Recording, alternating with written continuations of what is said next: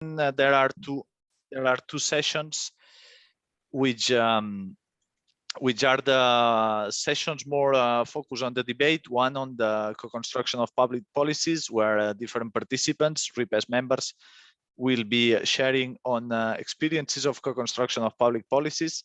And then the second one, it will be about the sharing of advocacy tools and also strategies, also from different RIPESS members.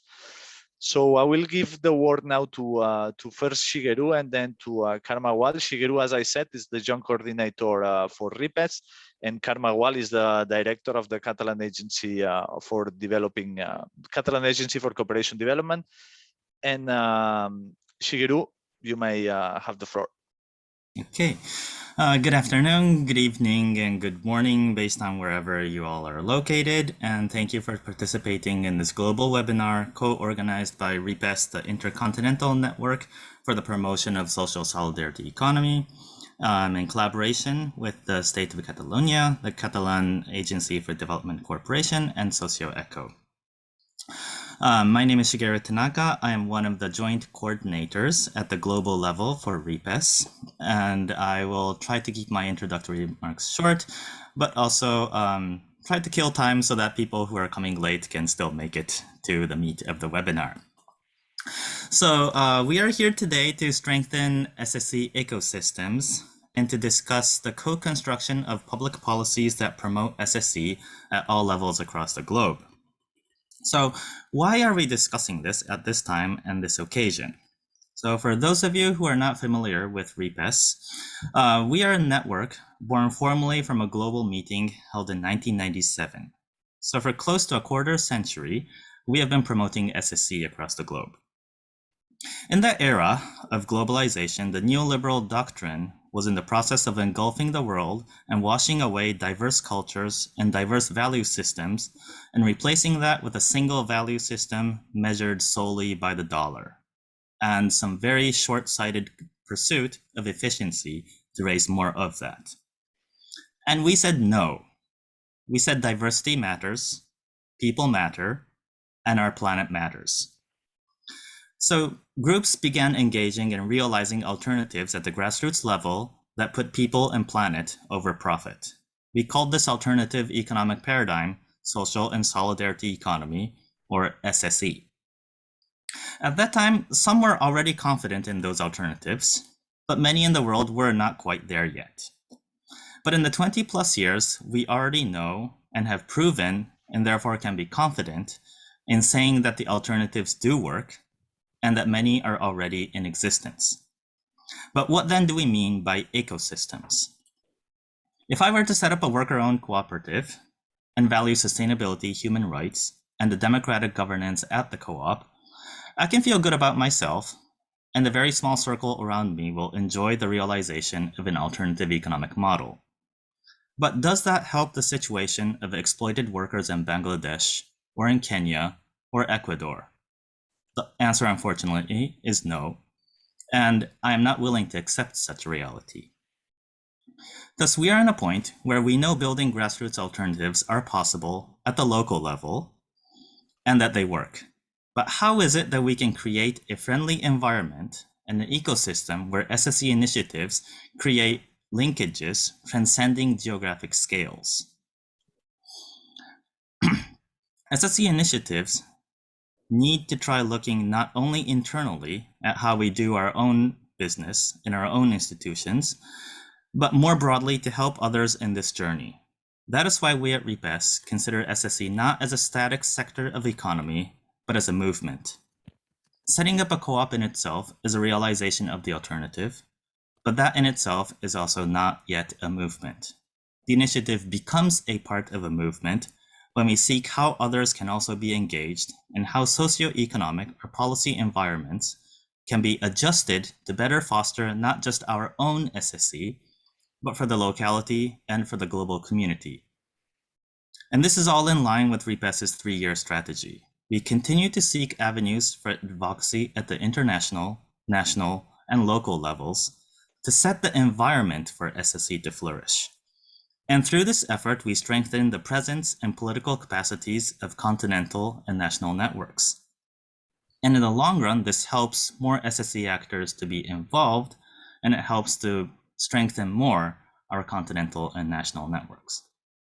So at this opportunity, we'd also like to express our sincere gratitude to the State of Catalonia and the Catalan Agency for Development Cooperation for their financial support regarding this RIPESS initiative.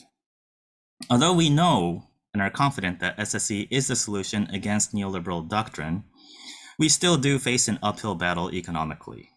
While we care for the people, the planet, and democratic processes, many on the other side do not. And they care first about raising profits, and the rest comes as secondary matters. This oftentimes put SSE initiatives in an economic disadvantage. Although our strengths lie in utilizing non-monetary capital, that said, we still live in this capitalist world, and some additional capital is usually necessary in getting anything done. So in this sense, financial support covers our weakest part as a network. And this gives us the strength to pursue our ideals. And it is because of this nature of SSE that we would like to express our sincere gratitude to ACCD, who has supported us from October 2020. Thank you very much. And so with that, I would like to pass the mic to the next opening speaker in the hopes that this global webinar will be the start of a dynamic exchange transcending continental boundaries and geographic scales. No one really has any right solution on how to expand SSE. We don't know what will work where, and so this participation and sharing is an important process. We are learning from various continents on how SSE is working and how there are means to better flourish SSE in their environment. And I hope all who are here will not just listen, but also participate and contribute to this global community. Thank you very much. Thanks, thank you, Shigeru.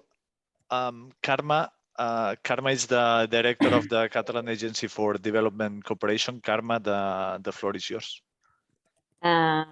Thank you very much. Good morning, good afternoon, good evening. As Shigeru was telling, it's like this whole world together. It's like fantastic to know that people just around the world just trying to talk about the same issue.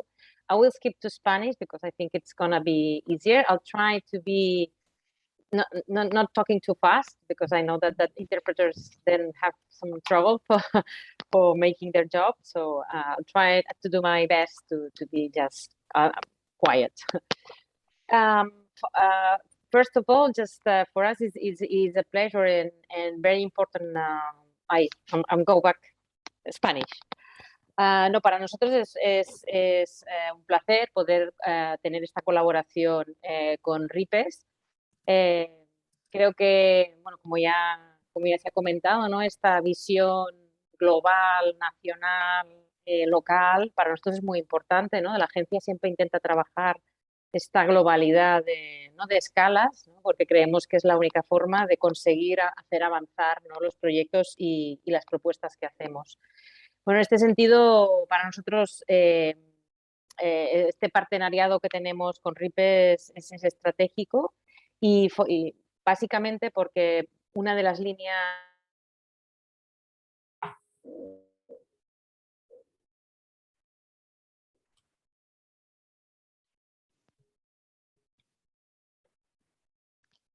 No sé si es problema mío, pero he perdido a Carmello. No sé si el resto también. Sí, Julie. Acá también. Ok.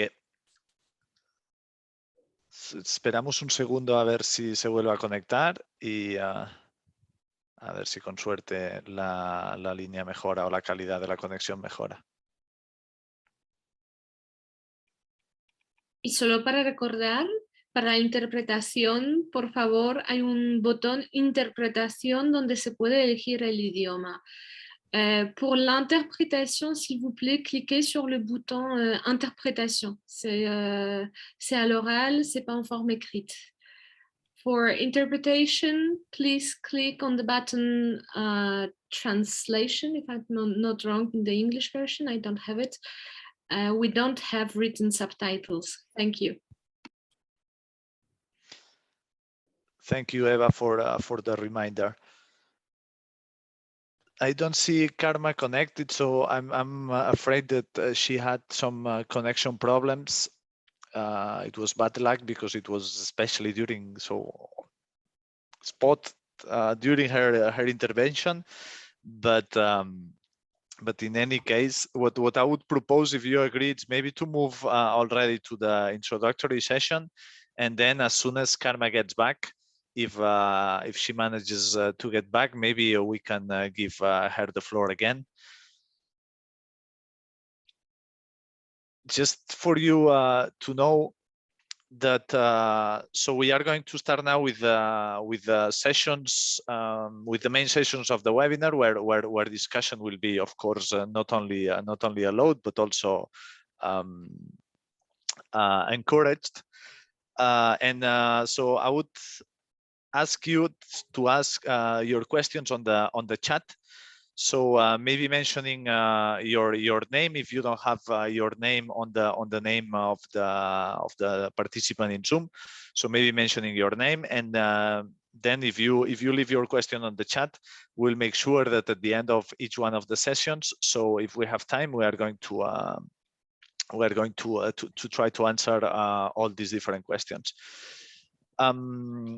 So now I will move to the first session of this webinar, which is an introductory session on international advocacy to strengthen social and solidarity economy ecosystems at all levels. It's a bit of a summary of what has been happening during this last year, and which our actions, of course, which have been strengthened thanks to this cooperation agreement that we signed with the Catalan Agency for Development Cooperation. And for this session, I will give the floor to Judith Hitchman, who's the joint coordinator of RIPESS, and also to Yvonne Poirier, who's a special advisor for RIPESS. And so I will leave them the floor. Judith and Yvonne, the floor is yours.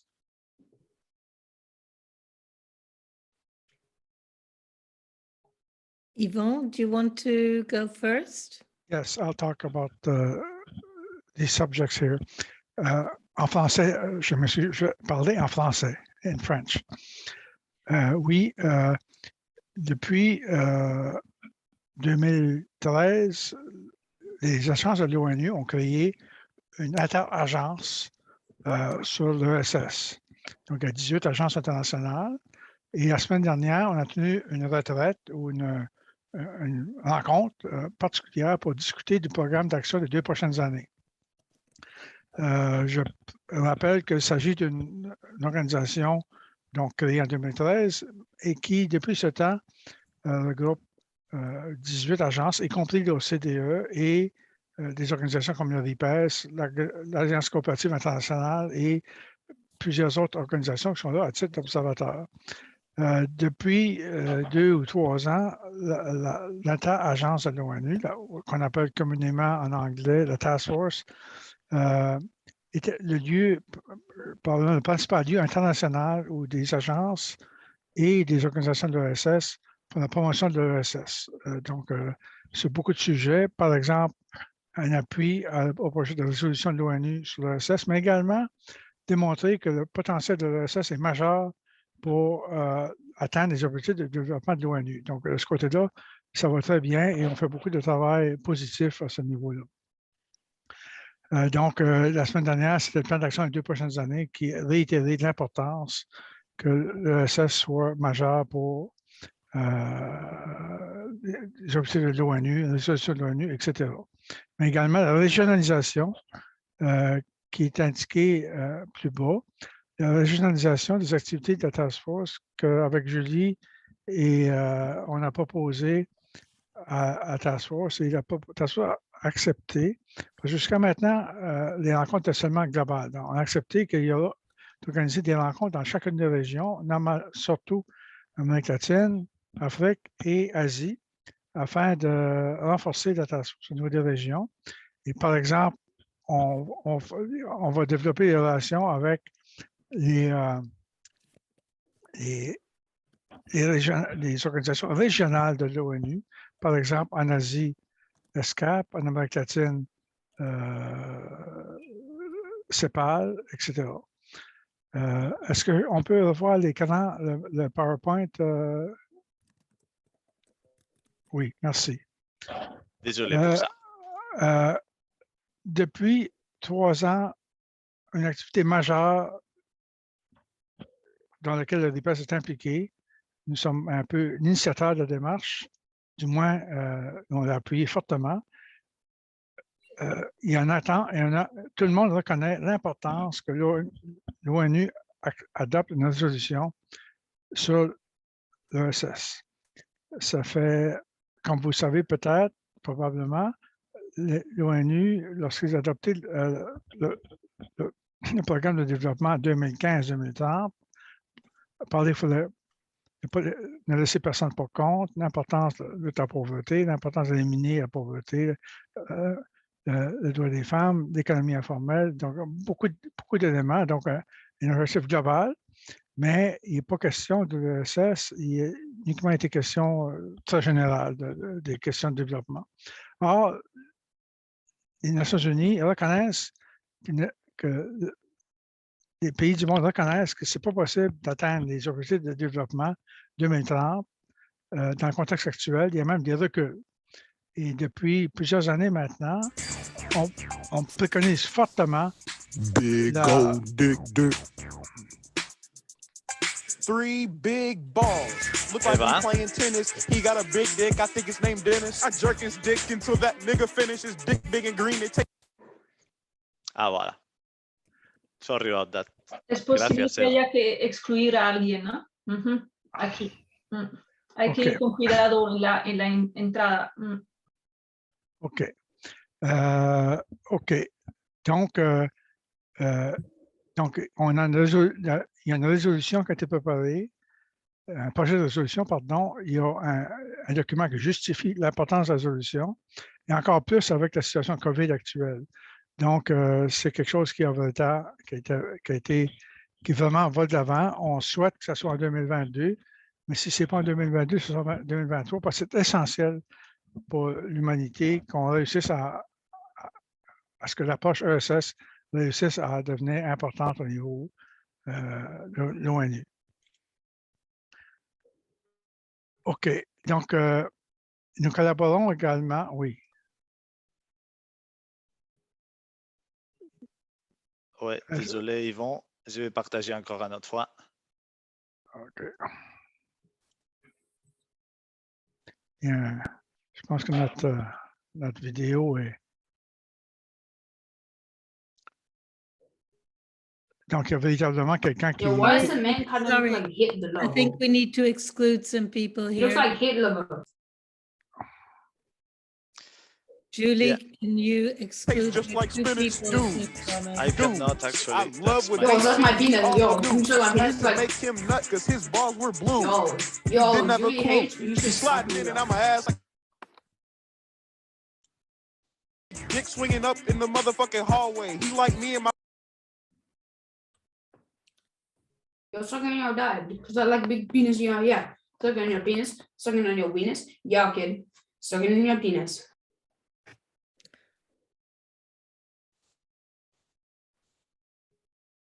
I think you need We're to... not hackers. We're called Zoom bombers. Get it right, you flipping. Yeah, sorry about that. Yvonne, you can continue if you want. Nah, kill yourself. Shut up. Oui, bonjour. Bonjour, Okay. let's see it. Be quiet. We need to stop the webinar and make a list of the people we know and trust and invite. Nah, no one cares, you old hag. Look at you, fam. Is John Blackman Yeah, John Blackman's real. out? Nah, kill yourself. Look at you, you little gay, fam. Look at you. You little, like, look like you've been, like, dropped in a tea bag, fam. You little, like, a tea bag, fam. Look at you, you're a tea bag. You're Eva, literally ¿les a tea puedes bag. echar tú o no? You'll be quiet, you straight up French. Look at you, fam. Look at Judith. Look at Judith. Es Eva que tiene la administración. Yeah, be quiet, bro. Yo no la tengo. Sí, Eva. Sorry for that. Sorry about that, yeah. Désolée, en fait, c'est presque impossible de les Tu peux quitter. pas virer les gens? J'ai du mal à le virer. Là, je pense que j'ai réussi à virer cette personne. Je suis désolée, je ne sais pas en fait qu'on peut Et il y faire. a aussi à côté Jasmine Clétous. Tu peux enlever aussi. Jasmine Clétous, Eva. Ouais, je sais,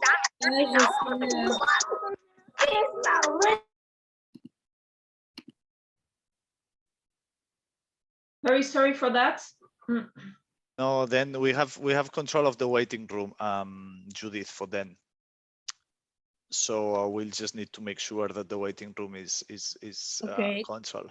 There's Durant Tamley. Have we got rid of Durant Tamley? Yeah, I think so. And Sarah Maltos?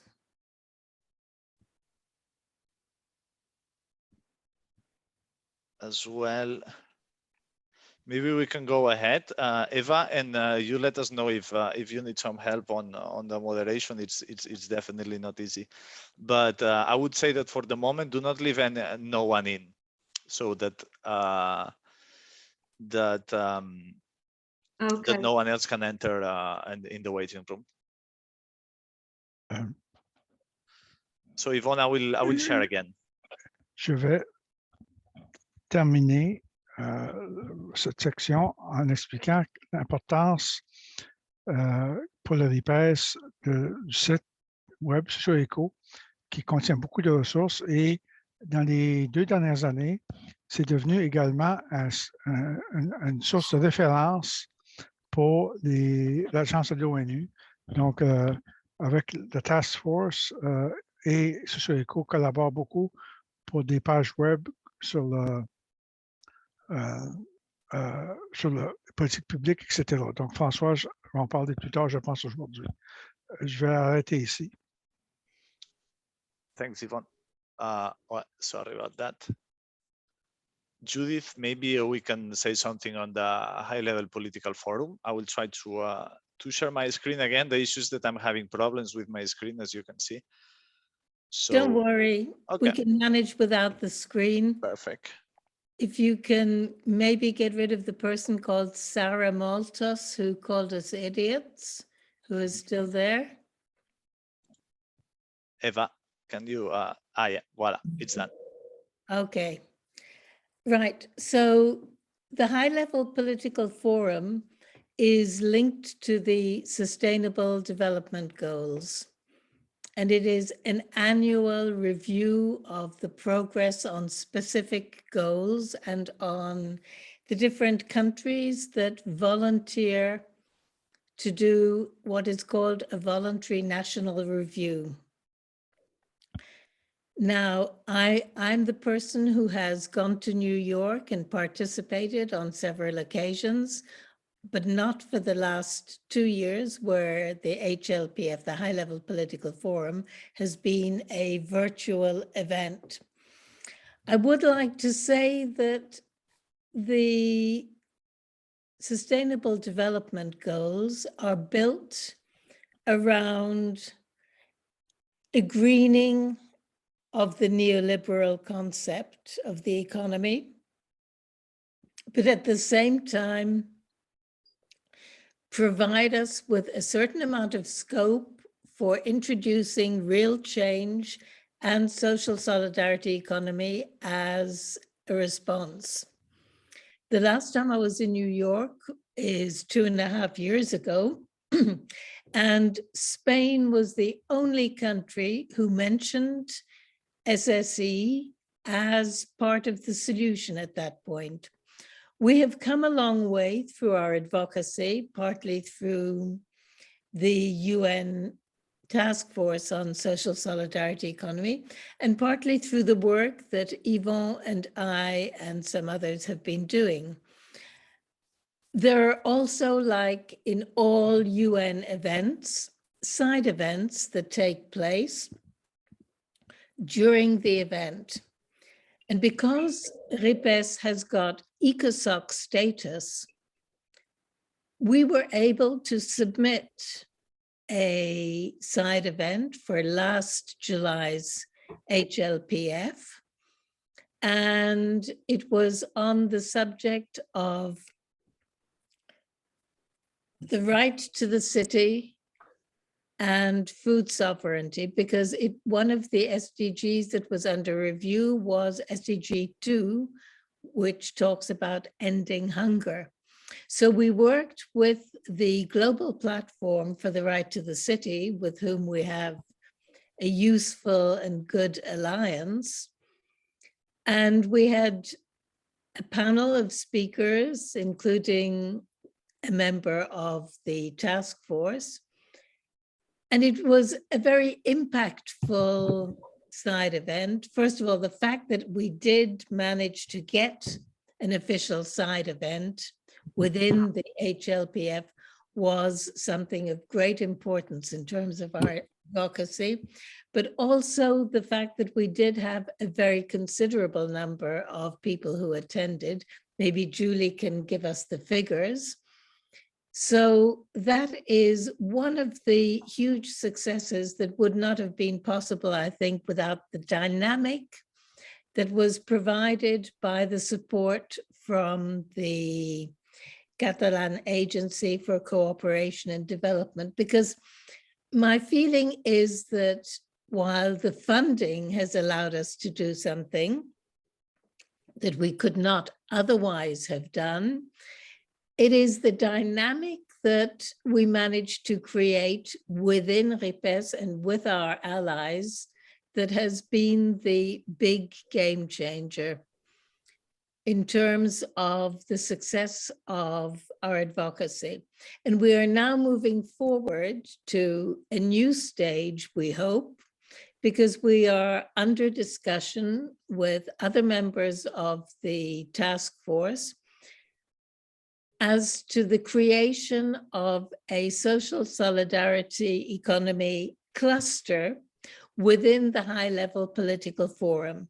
If we succeed in doing that, it would give us an actual voice in all sessions as a right. And that, again, would change things very considerably.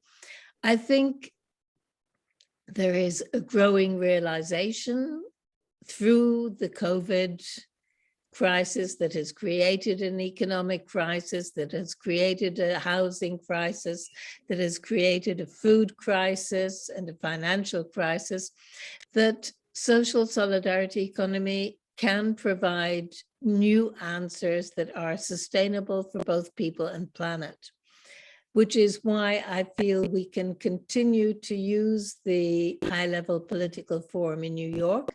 Although we need to be aware of the limitations, it is a space where we can raise our voice and move forward and gain support from states who do not yet have recognition and framework policy for SSE.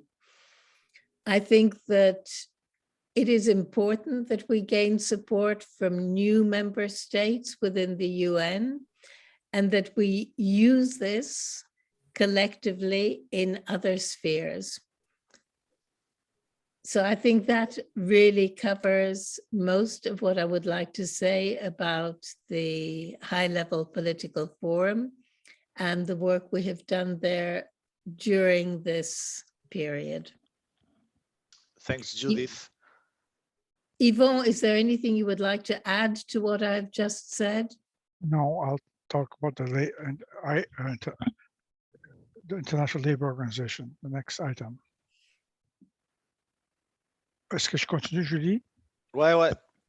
Oui, toujours en français. Cette année, l'Organisation internationale du travail, qui existe depuis plus de 110 ans, a décidé que l'an prochain, l'ESS, l'économie sociale et solidaire, serait le thème majeur de la conférence 2022. Voici, c'est quelque chose qui est un pas énorme, parce que c'est la première agence de l'ONU au niveau global, au niveau de son conseil d'administration, au niveau des pays qui gouvernent l'Organisation internationale du travail, décide d'en faire un thème majeur. Donc, voici un avancée très considérable parce que l'Organisation internationale du travail considère que l'ESS est important pour un travail décent des revenus décents pour les familles, les personnes, etc. Je voudrais préciser ici que c'est un peu un résultat d'un effort de 10-12 ans. Le RIPESS a été invité pour une première fois à une rencontre en 2009, lors de la grande crise de 2008-2009. Et à partir de 2010, grâce à nos interventions et à notre partenariat, l'Organisation internationale du travail organise à chaque année des académies ESS. Il y en a eu une qui s'est tenue il y a 2 semaines, qui était menée par le gouvernement du Portugal. Et donc, à chacune des académies, on a assuré une présence de participants de l'ESS, que ce soit d'Asie, Amérique latine ou ailleurs, selon les continents où ils se tenaient. Donc, c'est un pas majeur. Et il est important de mentionner ici que l'Organisation internationale du travail est une organisation tripartite, État, employeurs, donc les corporations privées et les syndicats de travailleurs et travailleuses. Et les travailleurs sont toujours d'accord, étaient d'accord il y a quelques années.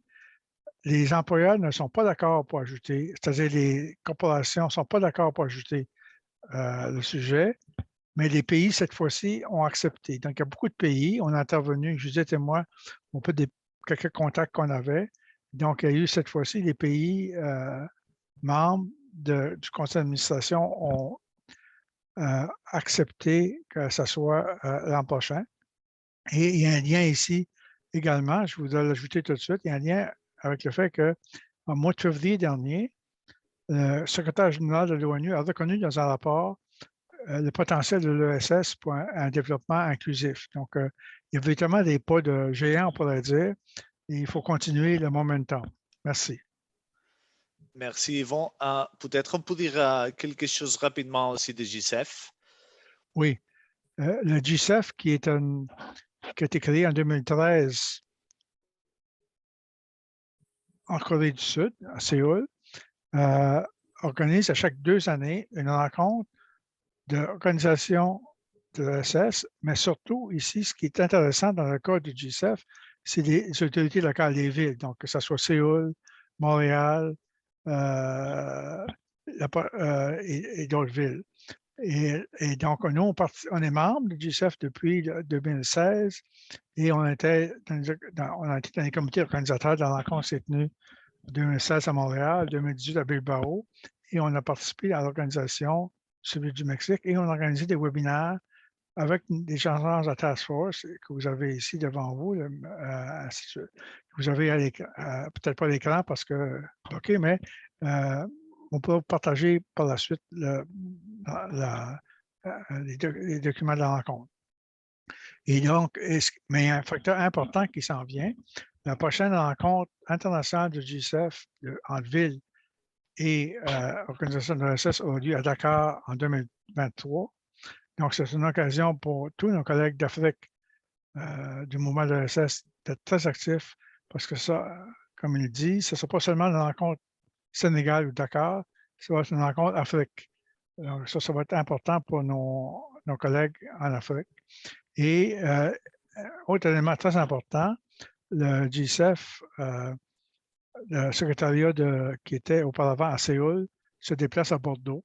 Donc, Bordeaux est, depuis le mois d'octobre dernier, devenu la ville qu'il faut présider finalement la rencontre de GICEF comme organisation avec les organisations publiques de la région. Donc, c'est un point positif. Les RIPESS sont toujours importants parce que le GICEF, parce que c'est le lieu de dialogue entre ESS et autorités locales. Et souvent, l'ESS, au niveau local, au niveau des villes, des villages, que l'ESS se développe, un développement du bas vers le haut. Merci. Merci, merci Yvon, merci Judith pour les interventions. These are a little bit the main spaces where we have been active this year. So in terms of promotion and social and solidarity economy, as well, I would like to mention some more activities and some more also materials that we have been producing and that we have been doing during this last year. I will try to share again my screen, so I will cross my fingers. Hopefully it will work now, but if not, I will be fast enough, I guess, to solve the issue. So as I was saying, we also have produced, thanks to the cooperation with the continental networks, some important promotion and advocacy material that it's mostly the Advocacy Tools website that it's going to be available, we hope, very soon, and also in SocioEco and in our website. Then we also have created a Social and Solidarity Economy and Sustainable Development Goals guide, with information information of initiatives and experiences from members from all the continents. And we are also working on developing a guide, well, not a guide, but a gathering of initiatives of social and solidarity economy in response of COVID-19. This material, we are gathering it right now with our members. I will also go through very quickly some other main achievements of main results that we have achieved thanks to the funding of the Catalan Agency of Cooperation during this last year, and then we are going to start with the two dialogue sessions. So thanks to this work that we have been developing in cooperation with the continents, we have also systematized some experiences of co-construction of public policies that you will see explained in the next sessions. We have done some mapping and registering of policies and programs in Latin America. There's this Observatorio de Economía Social y Solidaria that you all can have access to. We have also built a directory and a catalog of SSE support partners in Africa. We have disseminated a study on SSE regulation in Latin America. These are just some main results among many others, but just I wanted to mention this very quickly. Also, in terms of the specific objective 3 of the project, we managed to elaborate the content of on a manual for basic elements for developing a social and solidarity economy policy advocacy in the framework of the SDGs. We have produced training modules which are online and available to all RIPESS members. We have created also methodological guides in Africa for the sensibilization awareness raising in social and solidarity economy in Africa. And we have our colleagues from RIPESS also organized a pilot training workshop in Mali on resilience during and after COVID-19 pandemic for social and solidarity economy enterprises. Now, before moving to the first session with the discussions with different RIPESS members on co-construction of public policies, let me give the floor again to Carme Gual, who's the director of the Catalan Agency of Cooperation, who had some problems during her opening remarks at the beginning of the session, and maybe she will be available to finish her intervention now. Yes, hello, Carme. So the floor is yours. Sí, pido disculpas. Internet se fue, se esfumó. Eso es lo que pasa cuando hay varias personas en una casa utilizando, ¿no? Haciendo teletrabajo y estábamos aquí compartiendo y he tenido que conectarlo al móvil, lo siento, pido disculpas, pero en el fondo ha ido muy bien porque he podido escuchar las intervenciones que ha habido, ¿no? Hasta ahora. Y bueno, simplemente decir que de lo que, bueno, precisamente porque Judith comentaba, ¿no? Yo creo que este rol de facilitar, ¿no? Nos sienta bien. O sea, nos sentimos cómodos en este punto de que la agencia puede ser un facilitador, ¿no? De que sucedan cosas y de que quien sabe y entiende y conoce pueda realizar al máximo bien su trabajo y consiga mayores resultados a nivel local, ¿no? Nacional o global, como se ha estado explicando, que me parece muy potente, ¿no? Esto de la propuesta esta del clúster en el ámbito del High Level Political Forum, bueno, o todos los temas que se han ido comentando. Seré muy breve, simplemente comentar que desde la agencia, como decía, es un eje fundamental el tema de las economías transformadoras y en este caso intentamos enfocarlo desde todos los puntos de vista, ¿no? Desde una parte más interna, ¿no? De coherencia de políticas, trabajando por una contratación pública ética, lo cual no es sencillo ni evidente, promoviendo un consumo consciente y responsable, ¿no?, de la ciudadanía. Y bueno, el fomento de finanzas éticas y el acceso al crédito. No sé si se me oye, es que creo que vuelvo a estar. Se te oye, ¿Sí? Karma. Vale, es Sí, que sí. yo se había quedado fija la pantalla, he pensado, yo vuelvo a estar fuera de... Vale, no, Se oye simplemente seré perfecto. súper breve. El tema de coherencia de políticas, digo, es muy importante. Trabajamos muy al interno, ¿no?, con funcionariado de la Generalitat, o trabajamos en temas de contratación pública, y bueno, hemos empezado con un estudio sobre el impacto exterior de la contratación pública en lo que es el ámbito textil, ¿no? Así que, bueno, vamos incorporando estos temas a lo interno. Luego, en lo que es educación para el desarrollo, pues también, ¿no?, vamos trabajando en diversos ámbitos.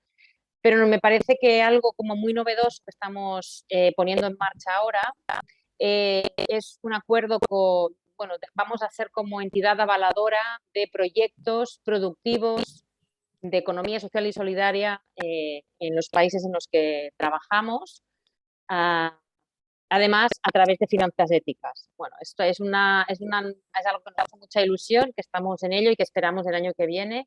Patricia está por aquí, que es la que ha estado más encima del tema. Esperamos el año que viene ya poder ponerlo en marcha, y creo que es un buen punto de partida, porque también en el ámbito de cooperación no siempre es fácil, ¿no? Hablamos de proyectos en países en los que trabajamos, pero a menudo las propias entidades no trabajan, ¿no?, con todos los criterios bueno, que deberíamos incorporar en nuestro trabajo.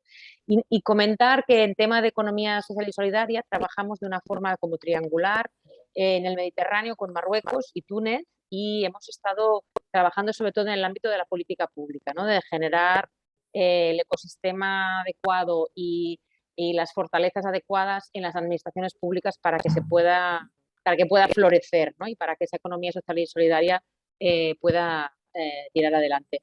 En este sentido, nada, comentar, si alguien tiene un rato o le interesa, hemos grabado un programa en TV3 de Latitudes, que es como un documental, programas documentales que se hacen como de 20-25 minutos, y en el que se explican los proyectos de economía social y solidaria con los que estamos colaborando en Marruecos. Y es muy, muy interesante, ¿no?, ver cómo desde la base, ¿no?, vamos fortaleciendo ese tejido. Nada, trabajamos, ya digo, con el enfoque de género y derechos humanos. A partir de ahí, cualquier proyecto es el que enfocamos.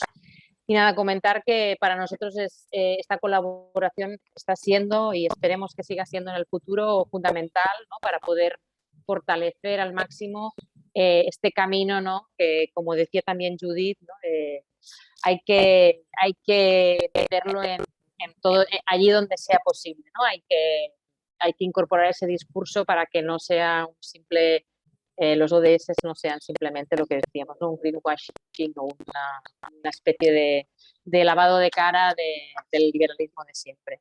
Nada, muchísimas gracias. Pido disculpas, ya digo, por la desconexión, y nada, espero estar atenta al resto de intervenciones. Muchas gracias. Gracias a ti, Karma, gracias por estar con nosotros y gracias por tu intervención también. Ahora entonces vamos a empezar con las dos sesiones de discusión. La primera, a ver, voy a volver a compartir mi pantalla. La primera sesión de discusión, como veis aquí, es sobre la coconstrucción de políticas públicas en economía social y solidaria, y trataremos de hacer un intercambio en estrategias, buenas prácticas y también en desafíos comunes. Los participantes de esta sesión van a ser Elise Piret Mamong de Camerún, que nos hablará de un proceso de co-construcción que está ahora pasando en Camerún. Rosario Anaya también de RIPESS de México. Drazen Simlesla, que nos hablará de la experiencia de co-construcción en Croacia. Y luego François Ouachir de Socioeco nos hablará un poco sobre los recursos que tiene Socioeco sobre políticas públicas de la economía social y solidaria. La moderación la hará Madani Kumaré, que es presidente de RIPESS y de RIPESS, y a quien doy la palabra ahora Madani, je vous donne la parole. Si vous voulez commencer, on est prêt. Madani, j'espère que tu m'entends. Oui, bonjour Julie. Ouais, très bien, on t'entend très bien. Tout va bien. Je donne bonjour à tous les collègues, aux partenaires de la CCD et puis tous les invités qui sont autour de la table ce matin pour cet événement que nous pensons majeur pour nous, un tournant très important vers la clôture de cet important projet. Alors, la session que j'ai l'honneur de modérer va se dérouler en 2 temps. Un premier tour qui va permettre à chaque intervenant de nous parler, d'entretenir un peu de leur pratique de co-construction dans leur pays. Ça va durer 5 minutes maximum. Et un deuxième tour qui va durer 2 minutes va nous permettre de faire une réponse sur éventuellement des questions et donner d'autres précisions. Mais avant, si vous permettez, je voudrais juste saluer encore une fois notre mouvement international, le RIPESS, pour tout ce qui se fait dans l'écosystème de l'économie sociale et solidaire, dans le monde en général et en Afrique en particulier, que je connais le mieux. C'est très important pour nous. Ils vont en parler tantôt de toutes les initiatives portées par les institutions spécialisées des Nations Unies et qui se sont appropriées l'économie sociale et solidaire comme alternative de développement pour le plus grand nombre des populations de nos pays.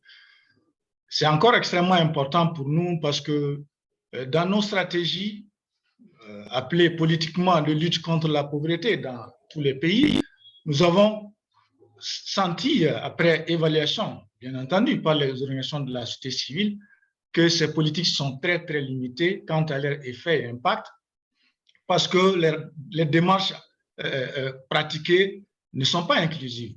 Et c'est pourquoi l'économie sociale et solidaire, dans ses principes, dans ses approches, va se positionner comme, on va dire, une meilleure alternative pour économique basée sur les droits, mais aussi sur l'accès aux opportunités économiques pour les plus vulnérables des populations. Et nous sommes très certains que cela ne peut se faire que dans une démarche concertée, dans une démarche de co-construction qui implique l'ensemble des acteurs. Le développement, il est global ou il n'est pas. Et l'économie sociale en soi, par ses principes, est inclusive. Alors, nous saluons le projet SSE encore une fois pour nous avoir donné l'opportunité de renforcer nos capacités. On a parlé également de Joseph. C'est extrêmement important. Le RIPESS a joué ces derniers moments à la faveur du projet SSE un très grand rôle dans les plaidoyers en Afrique, mais également, on va dire, dans la démarche de concertation entre différents acteurs et différents. Vous avez parlé, Joseph, que l'Afrique va abriter prochainement la session mondiale, le Forum mondial d'économie sociale et solidaire. C'est un enjeu pour nous, c'est un défi pour nous, et c'est pourquoi le RIPESS s'est positionné de par ses acquis en faveur du projet SSE, qui nous a permis de former nos membres au plaidoyer, mais aussi de travailler sur l'élaboration d'outils de bonnes pratiques en matière de co-construction. Donc, nous saluons encore une fois l'implication de tous et nous avons conscience que nous avons un rôle à jouer dans la promotion globale de l'économie sociale et solidaire dans notre continent, mais également une contribution de taille à fournir à l'échelle internationale, y compris des processus de plaidoyer. Alors, pour en venir à la session, mes intervenants sont dans l'ordre, vous l'avez dit, Pierrette, et ensuite nous allons passer à l'Europe, et ensuite à l'Amérique latine d'abord, et ensuite à l'Europe. Et nous allons donner la parole à Françoise pour nous briefer un peu de ce qui a été capitalisé en la matière. Donc, Madame Élise Pierrette, vous êtes secrétaire régionale du réseau africain d'économie sociale et solidaire.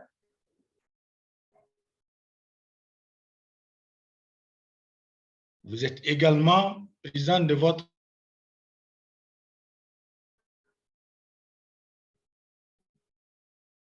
dans votre pays, que ce soit des lois, des stratégies ou encore des plans d'action construits conjointement et qui ont qui ont consisté à impliquer davantage la société civile, les organisations d'économie sociale et solidaire et d'autres acteurs non gouvernementaux.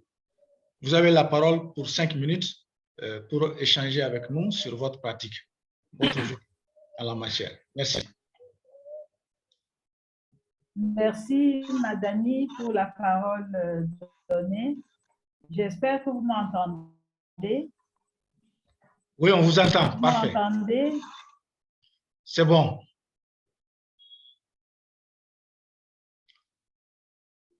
Ok, merci. Je disais donc merci. C'est un plaisir renouvelé de... Pardon? Vous m'entendez? Pour vous maintenant. Allez-y. Ok, merci. Je disais que c'est un Julie et tout.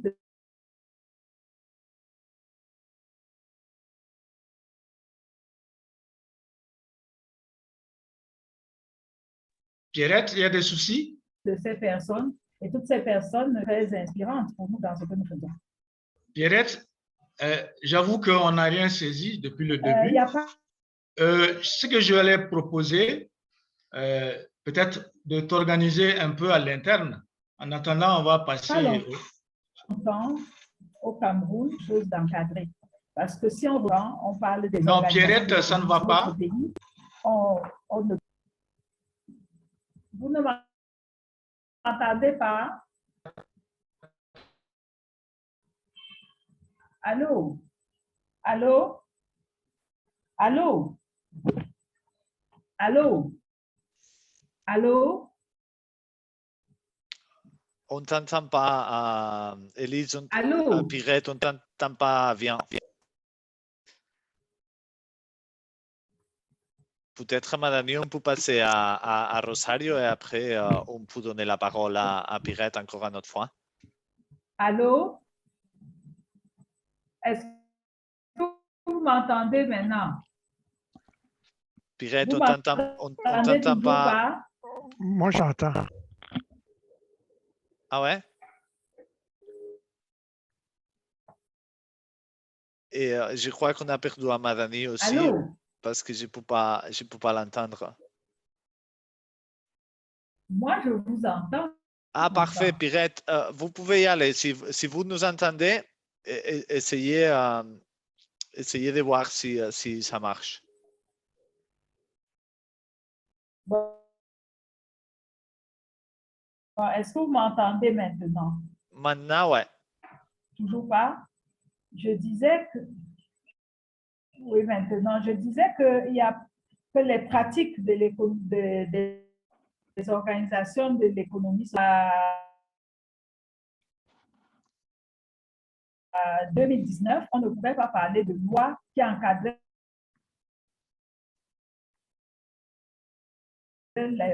l'économie sociale au Cameroun. Il y avait une politique pour les coopératives, une politique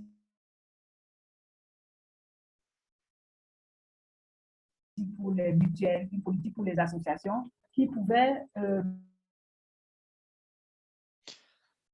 Pirette, assurer la promotion en tant que Pirette, on ne t'entend pas bien parce que... appuyer d'autres acteurs de la société. Avant même pour appuyer ce plaidoyer. Ah là là. Ouais, Pirette, ça coupe beaucoup.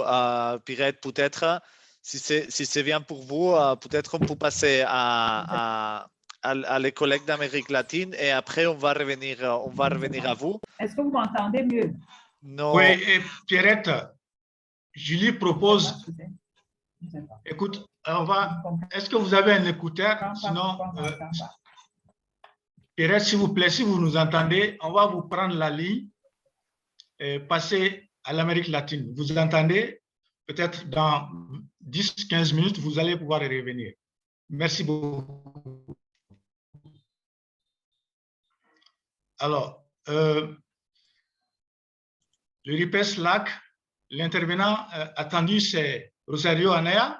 Donc, si vous êtes en ligne, on va vous passer la parole. Claro que sí, buenos días. Donc, vous Hola. avez 5 minutes.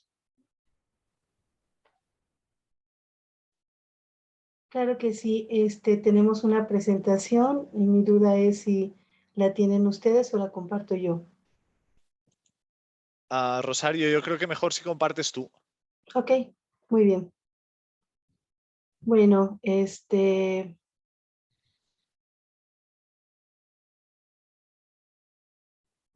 permítanme un segundo, estoy tratando de compartir mi pantalla.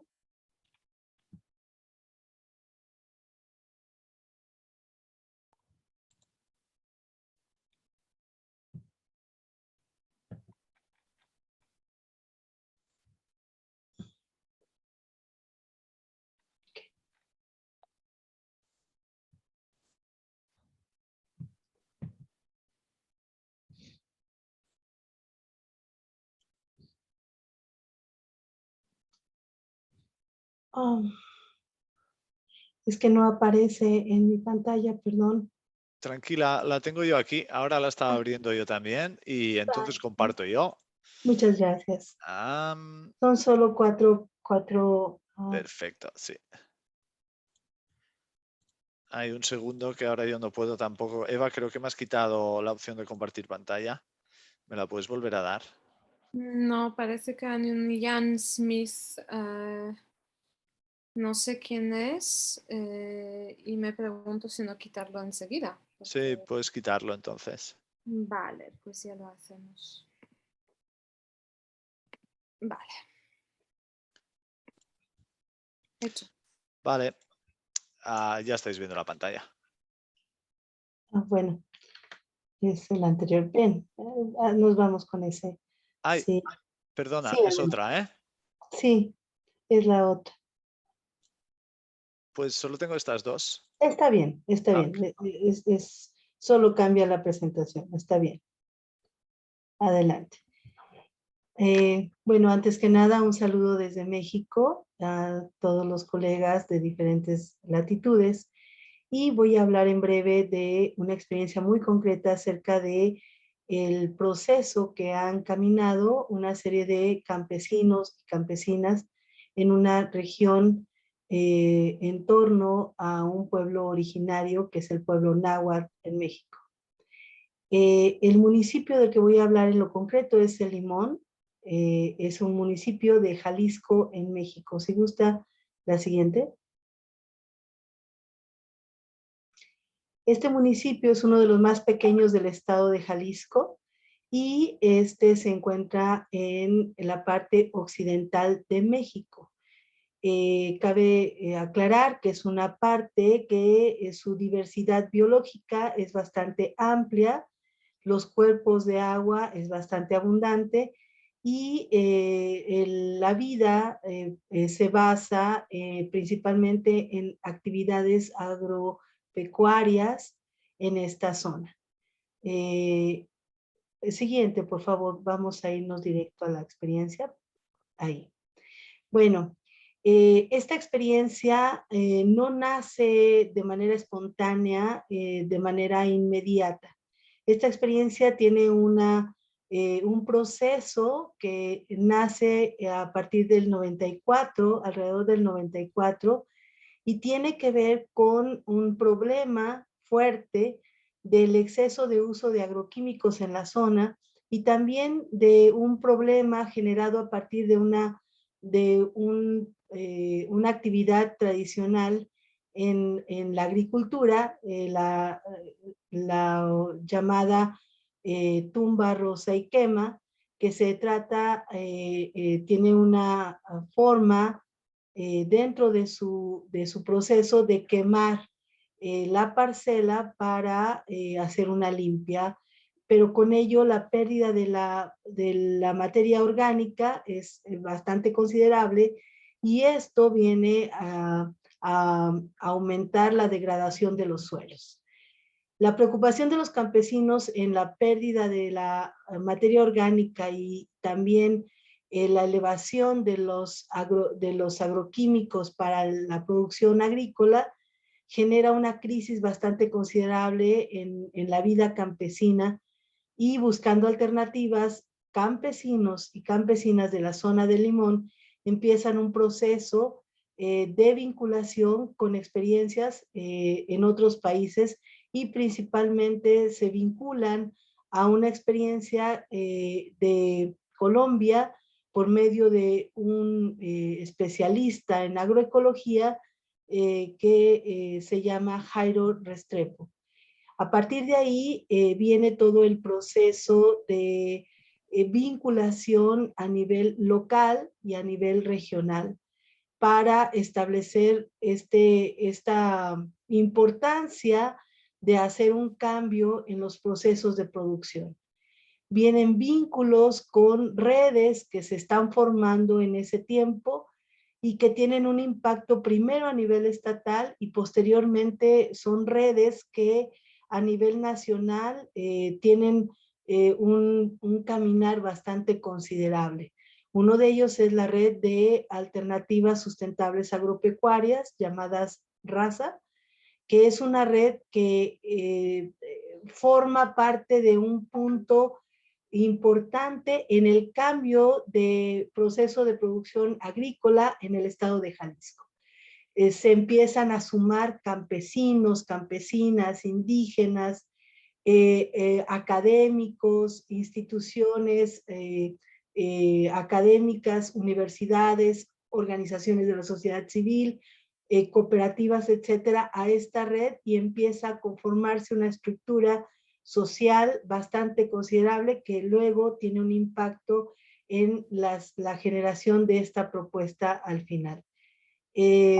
Una de las cosas que considero que es importante señalar es que el caminar se va alimentando de la construcción de redes de solidaridad en diferentes niveles y con diferentes actores, que va desde la organización misma básica de los campesinos en el Limón, alimentada y vinculada con estas redes a nivel estatal y luego a nivel nacional con académicos, estudiosos de la agroecología que vienen a impulsar la visión del cambio del proceso de producción en la zona.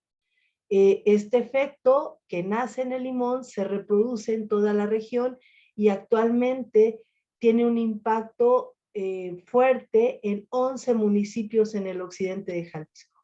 La siguiente, por favor. Una de las cuestiones importantes es esta visión de la incorporación en la agroecología, que es una visión de la ruptura de la dependencia de los insumos a partir de los monopolios de la producción de insumos para la agricultura.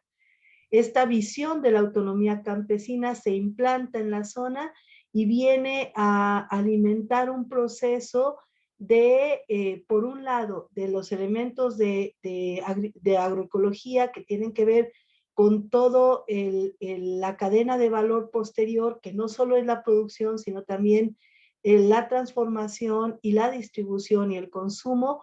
Y por otro lado, esta parte de la generación de plataformas de intercambio en donde existen tiempos para compartir los saberes campesinos y que esto se pueda reproducir de manera automática en esta zona. Una de las cuestiones importantes es que en cada uno de estos eventos, en estas plataformas que se establecen para compartir la experiencia, se generan espacios también de intercambio de tecnología campesina que es adaptada a los procesos de las cooperativas y de las organizaciones de la región y posteriormente en la zona o a nivel nacional. La parte organizativa original es fundamental. Los compañeros de Limón inician un proceso de organización entre ellos de una forma muy interesante porque empieza un grupo base, pero alimentado por la familia de ellos, en donde al empezar a producir de manera limpia, empieza a vincularse con un grupo de mujeres que de manera original son, por ejemplo, sus esposas, y que empiezan a transformar la producción y empieza a formarse una alianza entre varias cooperativas para la distribución. A esto se le suman espacios que se generan en plazas públicas y en la Universidad de Guadalajara para distribuir la producción de los compañeros, y actualmente es reconocida esta forma de distribución no solo en el municipio, sino también ya se han sumado diferentes municipios, y lo interesante es que se suman también jóvenes que empiezan a incorporar estos elementos tanto de la producción agrícola como de formas de distribución alternativa por medio de redes de distribución, que son redes de consumo solidario principalmente. Los diferentes actores que impulsan esta propuesta, principalmente es este grupo de productores que nace en la Ciénega y que posteriormente elaboran, vienen a buscar una forma de vinculación con una estrategia dentro de lo que son las políticas públicas. Una de las cuestiones que detona esto es un estudio que hace la Universidad de Guadalajara, en donde los niños aparecen con problemáticas fuertes de salud a partir de la ingesta del glifosato y los efectos que hay en el cuerpo de estos niños. Hay un estudio donde aparece en la orina altos niveles de contaminantes agroquímicos. Esto impulsa a este grupo a vincularse con el municipio, con las autoridades municipales, para impulsar un cambio en todo el uso y en toda esta estrategia de modificación de los procesos de producción y la eliminación de los agroquímicos. Afortunadamente encuentran dos elementos. Uno, que es un compañero de Argentina, que es invitado de este colectivo y que es el que impulsó el primer municipio agroecológico en el país de Argentina. Además, se suma la sensibilidad de los gobernantes en este momento y también la opinión pública que está generándose a partir de este estudio que lanza la Universidad de Guadalajara de los efectos de los agroquímicos. Estos elementos se suman y se empieza a generar una propuesta que es la iniciativa del municipio agroecológico de El Limón. Este proceso Rosario. Sí. Uy, perdona, Rosario. No, llevamos bastante más de los 5 minutos. No sé si al final podrías... Voy a terminar. Sí, gracias. Gracias.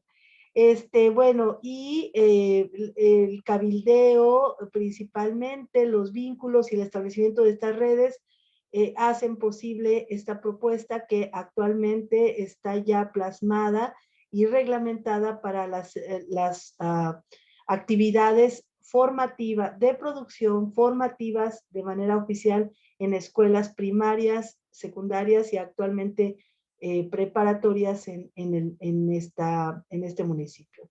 La última. No hay más. Ok.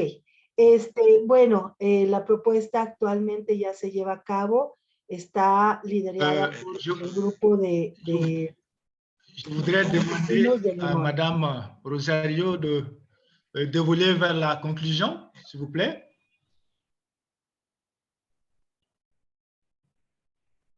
Claro que sí. Bueno, la experiencia de Limón podemos decir que es una experiencia que nace de una iniciativa campesina. La base fundamental es la estructura de estas redes de solidaridad que se establecen y que impulsan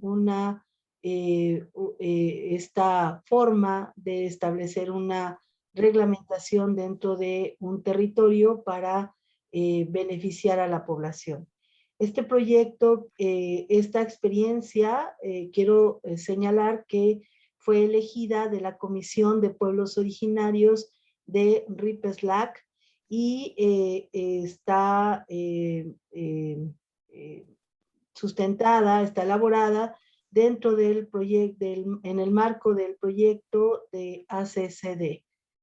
Por mi parte es todo, muchas gracias y quedo en espera.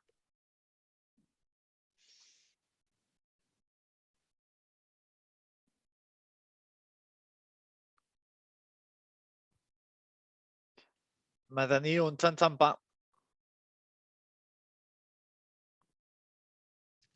Madani, je crois qu'il a quelques problèmes de connexion. Merci beaucoup. Donc, Madame Rosario, je ne ferai pas davantage de synthèse, on verra ça globalement, mais si vous avez d'autres choses à partager, vous ferez le faire dans le second temps. Merci beaucoup. Alors, est-ce que nous pouvons passer à l'Europe?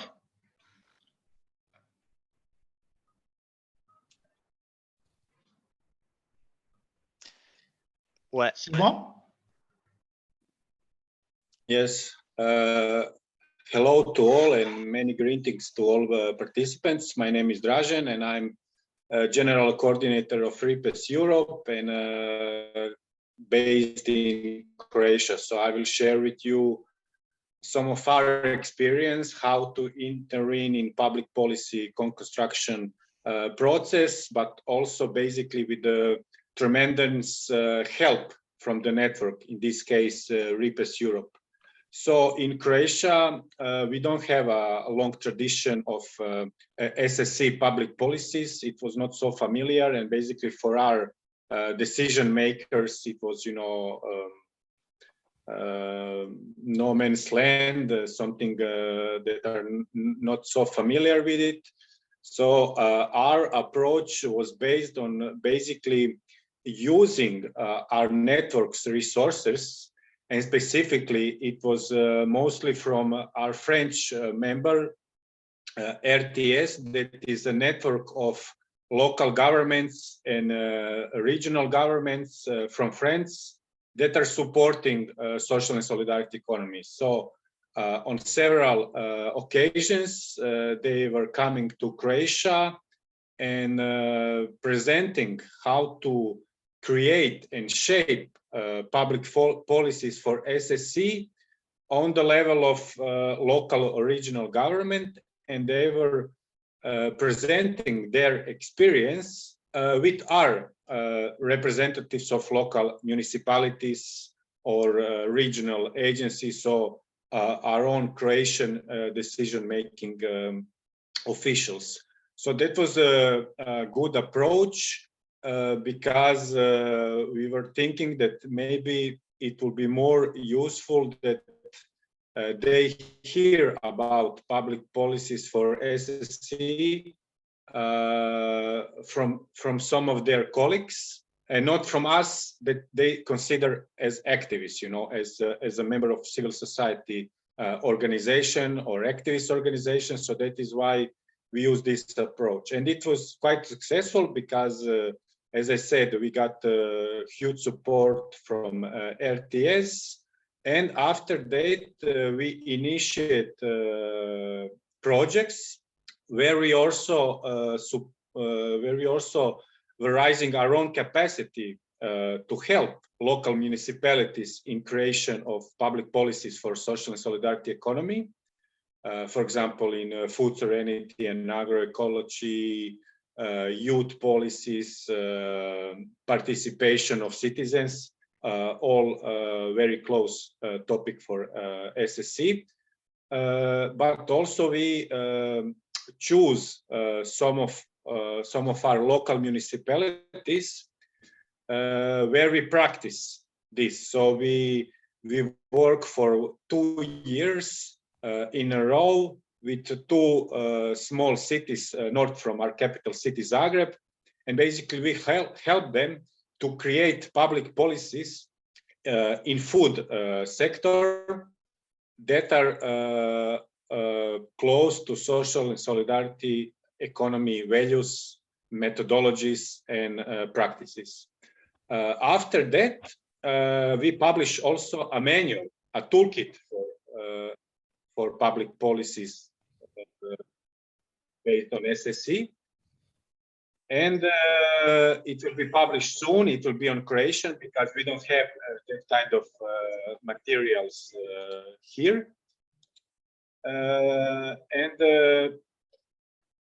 This will be also one further step in getting close to these really huge topics. And inside this toolkit, we collected continentally, but also globally, all interested, the best case studies that RIPESS Europe or RIPESS Intercontinental developing or practicing in the last several years. So also that our public policies official can realize how many good things happening on this topic all over the world. And quite recently, we also signed agreement with the association of, this is a movement of Iceland, because perhaps some of you know that Croatia has many Iceland, and we have an association that is taking care for their own local development. And we signed agreement with this association that every time when they need some help with the know-how in the field of sustainability, agroecology, social and solidarity economy, that we will support them and we will give them know-how, we will give them our own experience from our organization, or we will help them in connection with some of our members from Europe or globally if there will be need. So this is also a good step forward, because they are basically having under their view all of our inhabited island in Croatia, some tens of them. So we will also work with them on this field, especially when they will work with their own local municipalities on island. So that is our experience in short. For me, the most important things is to emphasize this support from the network that we got. Basically, it will be, I wouldn't say maybe impossible, but it will be hard to implement SSE public policies as a valid topic in Croatia without support from RIPESS Europe, without support from our members. And I think that is why this is a good case. That is how we should work in the future on continental or on global level as well. And that is why I wanted to share with you, because it is also a good example how maybe some more advanced countries like France actually is in this field, can help and support countries that are maybe on the beginning with their journey with SSE, or maybe they are not so developed. So thank you for your attention. I hope it was not more than 5 minutes, and I'm here for participation, for further participation in this webinar. Je vais tenter de voir si Pierrette est revenue, sinon je vais juste vous proposer de vous entretenir un peu. Donc là, je laisse le chapeau de modérateur. Pierrette, est-ce qu'elle est en ligne? Quelqu'un l'aperçoit, non? Non, elle n'est pas en ligne, Madani, parce que j'ai pu voir tous les participants d'ici et elle n'a pas eu l'occasion de se reconnecter. Peut-être on peut donner la parole à Françoise de SocioEco qui nous parle un peu des ressources qu'il y a à SocioEco sur la législation en économie sociale et solidaire. Françoise, je crois que tu es en ligne. Oui, Julie, je pense que Françoise peut intervenir, mais peut-être qu'il est souhaitable que je fasse un petit survol sur l'expérience africaine aussi en matière, si vous le voulez bien. Parce que comme Pierrette n'a pas pu être là, pour juste dire que dans nombre de pays en Afrique, maintenant, il y a eu des dynamiques, des tentatives de co-construction de politiques publiques au Mali, au Cameroun, au Sénégal, un peu en Tunisie et également un début au Maroc. Il y a d'autres pays qui ont fait des stratégies, des politiques, mais en fait, ce n'est pas tout à fait une démarche de co-construction. Concernant le pays que je connais le mieux, qui est le Mali, nous avons co-construit une politique publique en 2014 sur l'économie sociale et solidaire qui a été dotée de plans d'action. Un premier plan d'action est couru, il y a un second qui est en cours. C'est fait à partir de l'impulsion du réseau national. Je ne révèle pas, disons, un mauvais souvenir, mais c'était à la faveur des crises de 2017-2018 que nous avons senti la nécessité de faire pression sur l'État, sensibiliser pour qu'il y ait des instruments globaux de gestion de l'économie nationale pour que les plus faibles économiquement puissent également avoir accès à des opportunités. Très, très brièvement, nous avons, à la faveur du plan d'action, pu faire le plaidoyer en termes de résultats pour que les entreprises d'économie sociale et solidaire du secteur de l'artisanat accèdent, par exemple, au marché public de fabrication des équipements scolaires. Je vous parle de millions d'euros ou de dollars, mais qui sont dédiés juste aux entreprises, on va dire, les plus grandes. Notre travail avec les collectivités locales, donc politique locale, a consisté à proposer des mesures permettant aux artisans de l'économie sociale et solidaire de pouvoir accéder avec des facilités, des préférences à ces marchés-là. Ça a été une très grande faveur adoptée par le gouvernement public. Donc, ensuite, nous avons également travaillé sur les questions de formation professionnelle et également l'accès au financement des petites et moyennes entreprises de l'économie sociale et solidaire. Nous avons pu convaincre finalement le gouvernement à mettre en place un mécanisme de financement des institutions de microfinance, donc pour faire de la finance solidaire.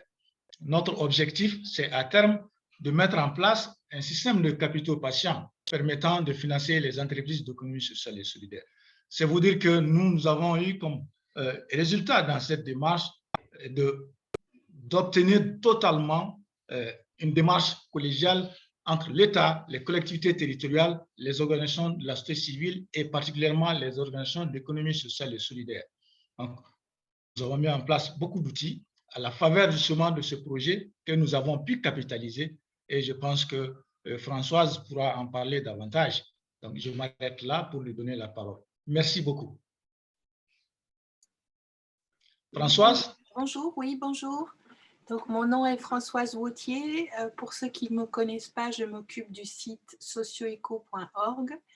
Le site socioeco.org est, comme on peut le voir sur l'écran, est un site de documentation sur l'économie sociale et solidaire dans son ensemble, donc l'ensemble de l'économie sociale et solidaire, que ce soit le thème de la production, distribution, consommation, le thème des politiques publiques, le thème du territoire, le thème d'une autre vision de l'économie, etc. Ce site est en 5 langues, en français, anglais, espagnol, italien et portugais. Et en ce qui concerne les politiques publiques, on peut dire qu'il y a différentes choses qui ont été capitalisées. Donc, d'abord, il y a un axe sur les politiques publiques où on peut trouver l'ensemble des documents. Je ne vais pas mettre ma vidéo parce que je n'ai pas une très bonne connexion. Donc, on peut trouver l'ensemble des documents sur les politiques publiques, que ce soit des analyses, que ce soit des outils pédagogiques, que ce soit des formations, etc. Dans cet axe de politique publique, on va trouver différents dossiers.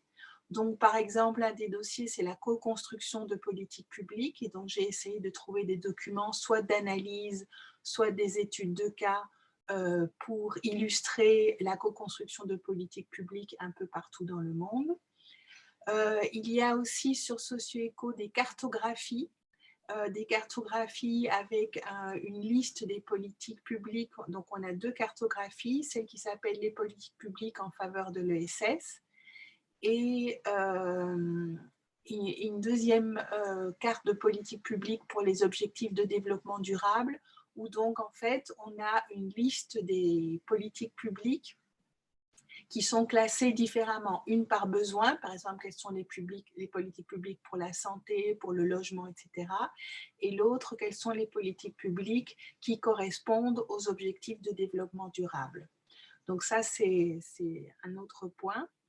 Et finalement, comme disait Yuli, il y a une page législation sur voilà, qui est une partie particulière, donc un ensemble particulier d'éléments de reconnaissance juridique de l'économie sociale et solidaire. Et donc, comme vous voyez, il y a un bandeau au-dessus avec les différents continents. Pour chaque continent, il y a les différents pays. Il y a aussi les instances internationales.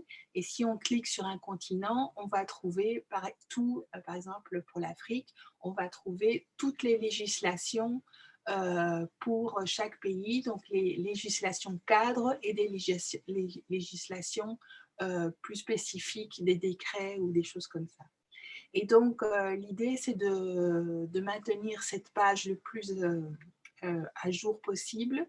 Et donc, pour ça, avec le RIPESS et mon travail de veille, donc, je maintiens cette page à jour, mais aussi avec l'aide de on voit le logo sur la droite, de la Task Force des Nations Unies dont parlait Yvon tout à l'heure, qui fait un travail de veille également sur les législations. Donc voilà, je pense, ce que je voulais ajouter, c'est que par exemple, tous les outils qu'ont mis en place le RTES dont parlait Dragen, donc le réseau des territoires pour l'économie sociale et solidaire français dont Dragen parlait, qui est allé en Croatie pour échanger sur le thème des politiques publiques, on peut par exemple trouver tous leurs outils sur SocioEco. Voilà, je pense que je vais m'arrêter là.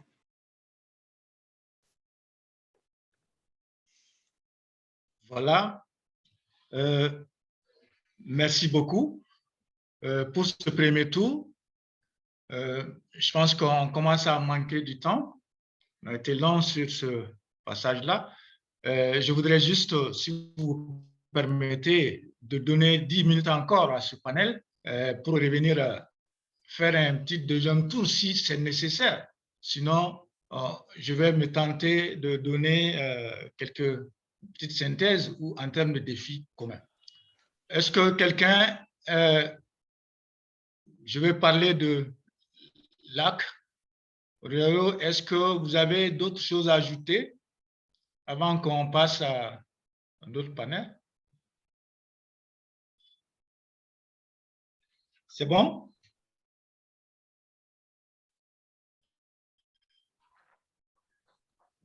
Très bien. Puisqu'on n'a pas encore Pierrette, c'est dommage. Nous allons continuer quand même vers la fin de ce panel, mais je pense qu'entre-temps, on peut donner la parole un peu aux participants s'il y a des questions spécifiques. Vous avez le chat, bien entendu, mais ceux qui veulent intervenir dans les différents continents pour apporter des compléments ou d'autres témoignages, on vous donne 5 petites minutes pour cela.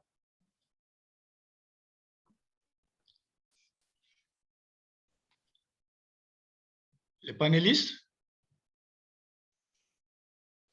Sinon, Madani, peut-être on peut repousser le débat pour après l'autre session. S'il y a des questions, les panélistes ils vont rester avec nous. Et, et peut-être on peut passer à l'autre session si vous êtes d'accord. D'accord. Merci beaucoup. Juste, oui, on va y revenir. Merci. Madani, si tu veux faire en conclusion, comme vous voulez. Hein. Oui. Non, en termes de conclusion, j'ai noté deux ou trois défis majeurs. Il s'agit surtout pour nos organisations d'économie sociale et solidaire de réussir à développer des approches de consensus, de concertation multi-acteurs autour des préoccupations ou des problématiques qui sont connues, partagées dans nos sociétés. Et c'est là pour réussir la mobilisation, mais aussi l'adhésion et le soutien, afin que ceux qui ont vocation à légiférer puissent être convaincus et s'engager dans une dynamique d'adoption de politiques publiques. Ça, c'est un défi pour nous, organisations, et pour cela, encore une fois, le projet ACCD nous a permis de nous former en plaidoyer, et donc, je pense que nous disposons aussi des outils pour bien faire cela. Deuxième défi, c'est la capitalisation et la gestion des connaissances. C'est vrai que je retiens de Drazen qu'il s'agit des expériences mineures, mais c'est des expériences très, très utiles qui sont de bonnes pratiques. Il faut arriver à pouvoir les capitaliser, à pouvoir les systématiser, à pouvoir gérer ces connaissances-là et à pouvoir les partager. Merci beaucoup à Françoise qui fait un bon travail à travers le site. Voilà ce que je voulais dire pour conclure. Merci beaucoup.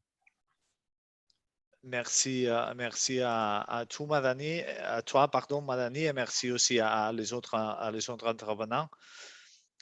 Vamos a pasar a la siguiente sesión, a la sesión 2, sobre herramientas de incidencia política y cómo podemos aprender los unos de los otros. Esta sesión cuenta con dos participantes, Karin Berlien de RIPESS y Eri Turinini de ASEC. Y luego también rápidamente vamos a pasar a dos experiencias de plataformas, dos ejemplos de plataformas que van a presentar dos miembros, Drazen y Jocelyn de Urgency también. La moderación la hace Irene Jara Cadogal de la Red de Economía Solidaria y Territorial de Hualamapu, Patagonia. Irene, creo que estás aquí con nosotros. Sí, muy buenos días a todas y todos. Un gusto estar. Irene. Sí. Te doy Gracias, la palabra. Julie. Solo recordar a los participantes, por favor, que vamos un poquito justos de tiempo y necesitamos respetar el tiempo de los intérpretes también, que hagan las intervenciones en 6 minutos máximo, como teníamos establecido, a ver si así tenemos tiempo para el debate. Nada más, Irene, lo siento. Eso. Adelante. Bueno, como decía Julie, en esta parte nos vamos a concentrar en escuchar experiencias de herramientas y algunas estrategias que se han recogido en América Latina, por ejemplo, que es lo que nos va a compartir Karen, y luego vamos a escuchar también la experiencia a través de un mapeo que han hecho en Asia con Eri. Entonces, Karen, bienvenida. Karen es también la coordinadora general de RIPESS desde este año y gustosos de escucharte, Karen. Muchas gracias, Irene. Un abrazo fraterno, solidario a todas y todos acá desde el sur, desde Valparaíso. Entonces, hay una presentación, Julie, ¿puedo compartir yo? A ver, no puedo. La comparto yo, si te parece, Karen. Sí, vale, la tengo aquí vale, abierta. muchas gracias.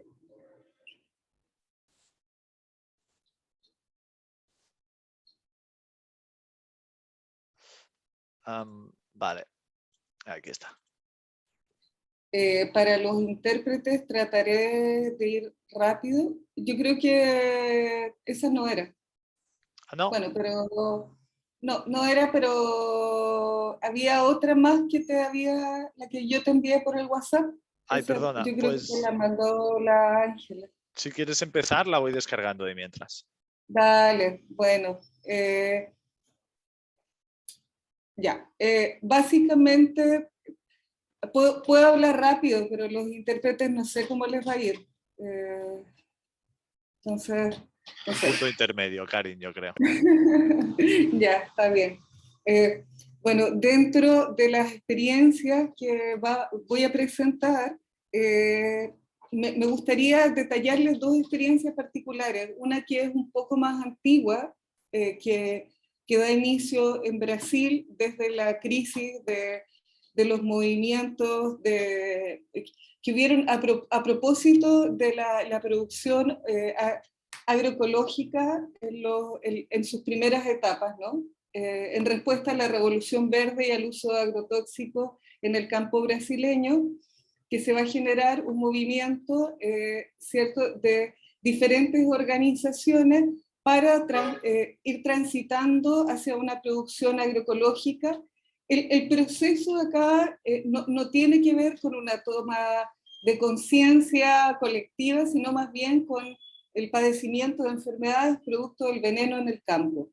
Después de este proceso que se empieza a producir en los años 90, en su inicio las redes de productores lo que van a hacer es trabajan tomando como aliados los grandes supermercados de la zona, pero luego van a darse cuenta que vincularse a ese tipo de organizaciones económicas les genera una fragilidad, y ahí es donde viene el surgimiento de la red de agroecología Ecovida. Y lo menciono porque este es un proceso largo que, como les cuento, parte en los años 80, en los años 90, pero se va consolidando desde el proceso de autogestión y articulación colectiva de generación de confianza con diferentes organizaciones. Entonces es un proceso de integración entre productores agroecológicos, pero también con las organizaciones de consumidores. Entonces, eso va a ser muy interesante con las universidades también. Entonces, se va a formar básicamente una red de apoyo. ¿Cuáles son los elementos centrales que va a trabajar la red de Ecovida como principio?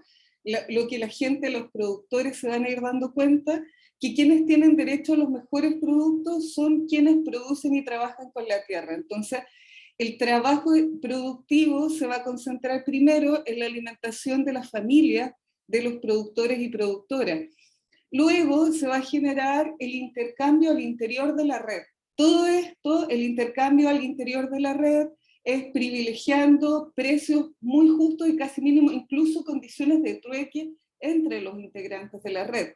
Entonces, primero, consumo local; segundo, intercambio mediado o no mediado por dinero; y recién después se va a generar una agroindustria para la promoción y el intercambio de estos alimentos, donde los que van a generar esta agroindustria van a ser los integrantes de la propia red, y luego se van a vincular y se generan ferias con lo que va quedando de producción.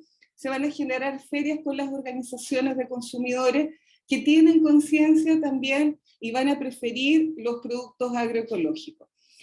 Es muy interesante porque en este camino, en este andar, la definición de un producto agroecológico estaba mediado, ¿cierto?, por certificaciones que son muy caras, que las dan organismos y agencias de acreditación, de certificación.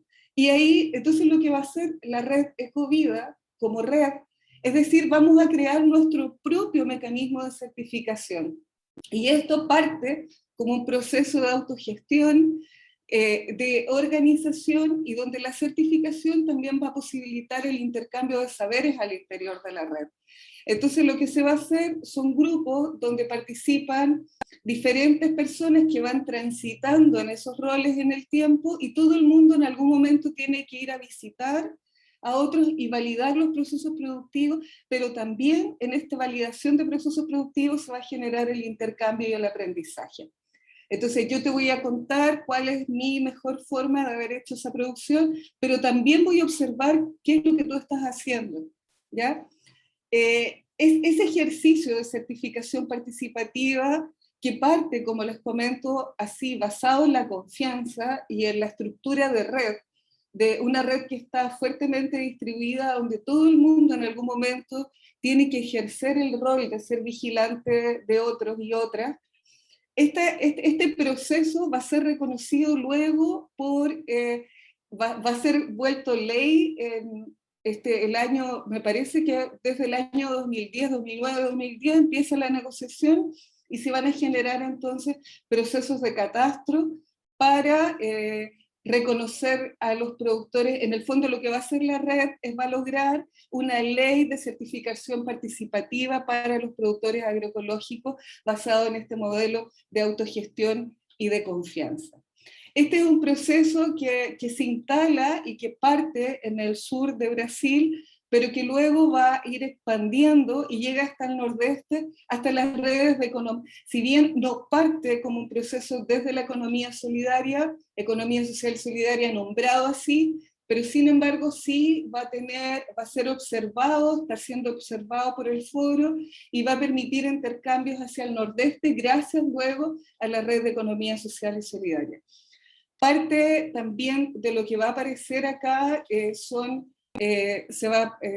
también una ley para el hambre cero, también se va a privilegiar, por ejemplo, la comercialización con el Estado, y cuando se comercializa con el Estado, ¿a quiénes se va a beneficiar? Primero, a quienes son de comunas y municipios más pobres, entonces se va a garantizar la alimentación escolar de los sectores más populares, más pobres, y luego también las cárceles y los hospitales. Entonces, cuando el mecanismo de mercado que va a generar la red, como les digo, parte primero del intercambio entre los productores de la red, que reconocen el derecho de todos quienes trabajan vinculados a la tierra, de la alimentación saludable y de la soberanía alimentaria, y luego va a ir escalando hacia, como les digo, lo que va quedando como excedente va hacia los consumidores que están envueltos en esta red y la sostienen, y luego también hacia las compras públicas y también garantizada por ley en el gobierno de Lula y gracias también al movimiento de los trabajadores sin tierra. Entonces, es como ejemplo de instalación de política y vigilancia de la política, es muy bonito porque además todavía todos los productores campesinos que están envueltos en la red, a pesar de que esté la ley, se insiste que lo más interesante, más allá de la ley que reconoce esta certificación participativa, es sostener el proceso de confianza. Y esa es la base de la articulación. Lo presento, entiendo que también está Johnny acá. Johnny, si estás por ahí conectado, para que tú avances con lo del mes. Si no, yo también lo puedo presentar, pero si estás aquí para darte la palabra, porque por otro lado tenemos el ejemplo también de Ecuador, que es un ejemplo un poco más nuevo, entre comillas, pero que también va a ser una movilización muy interesante, porque va a generar un cambio incluso constitucional de incidencia, o sea, primero la discusión del cambio constitucional, eso, si mal no me equivoco, el año 2009, 2008-2009, donde se inicia el proceso desde los movimientos, y luego va a generar un documento también de incidencia de política, y donde también los principios van a estar vinculados con la soberanía alimentaria, el respeto, el derecho de las comunidades y los pueblos originarios, y tanto así que se va a hablar del sumac causai, que es el buen vivir desde la lectura de los pueblos originarios en Ecuador. No sé si está acá el Johnny para que dé un par de palabras.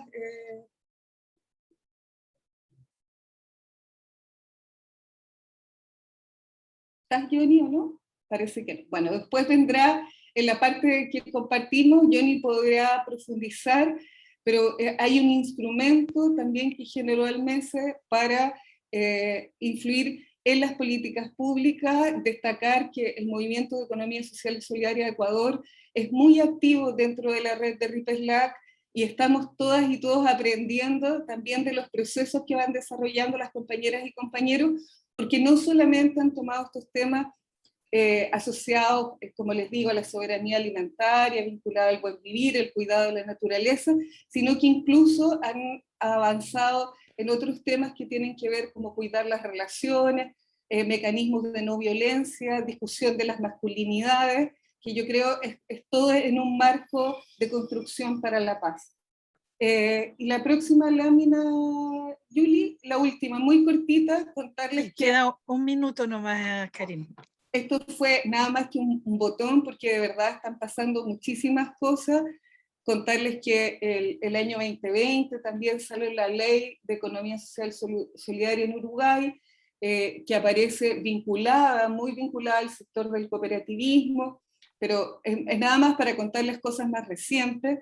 En Chile hoy día estamos trabajando, también articulando una ley para las artesanías, las artes y los oficios, para que se les reconozca el aporte productivo y reproductivo en la economía, y también comentarles muy rápidamente el proceso de movilizar la palabra que están llevando a cabo a propósito después del paro los compañeros y compañeras en Colombia, que también está buscando trabajar desde las comunidades, las asambleas, los cabildos, las organizaciones, las demandas de políticas públicas y las dinámicas de articulación también que se necesitan para la autogestión. Dejo ahí. Muchas gracias. Muchas gracias, Karin. En tan breve tiempo y tratar de transmitir todo esto, por Dios que es difícil, ¿no? Para no quitarle tiempo a la experiencia, los invito de inmediato, invito a Eri, no sé si voy a decir bien tu apellido, Trurinani. Perdón. Sí, está bien, quien nos va a presentar un mapeo de actores que hicieron en economía solidaria desde Asia. Muy bienvenida, Eri. Thank you, Irene. Please let me show the share screen.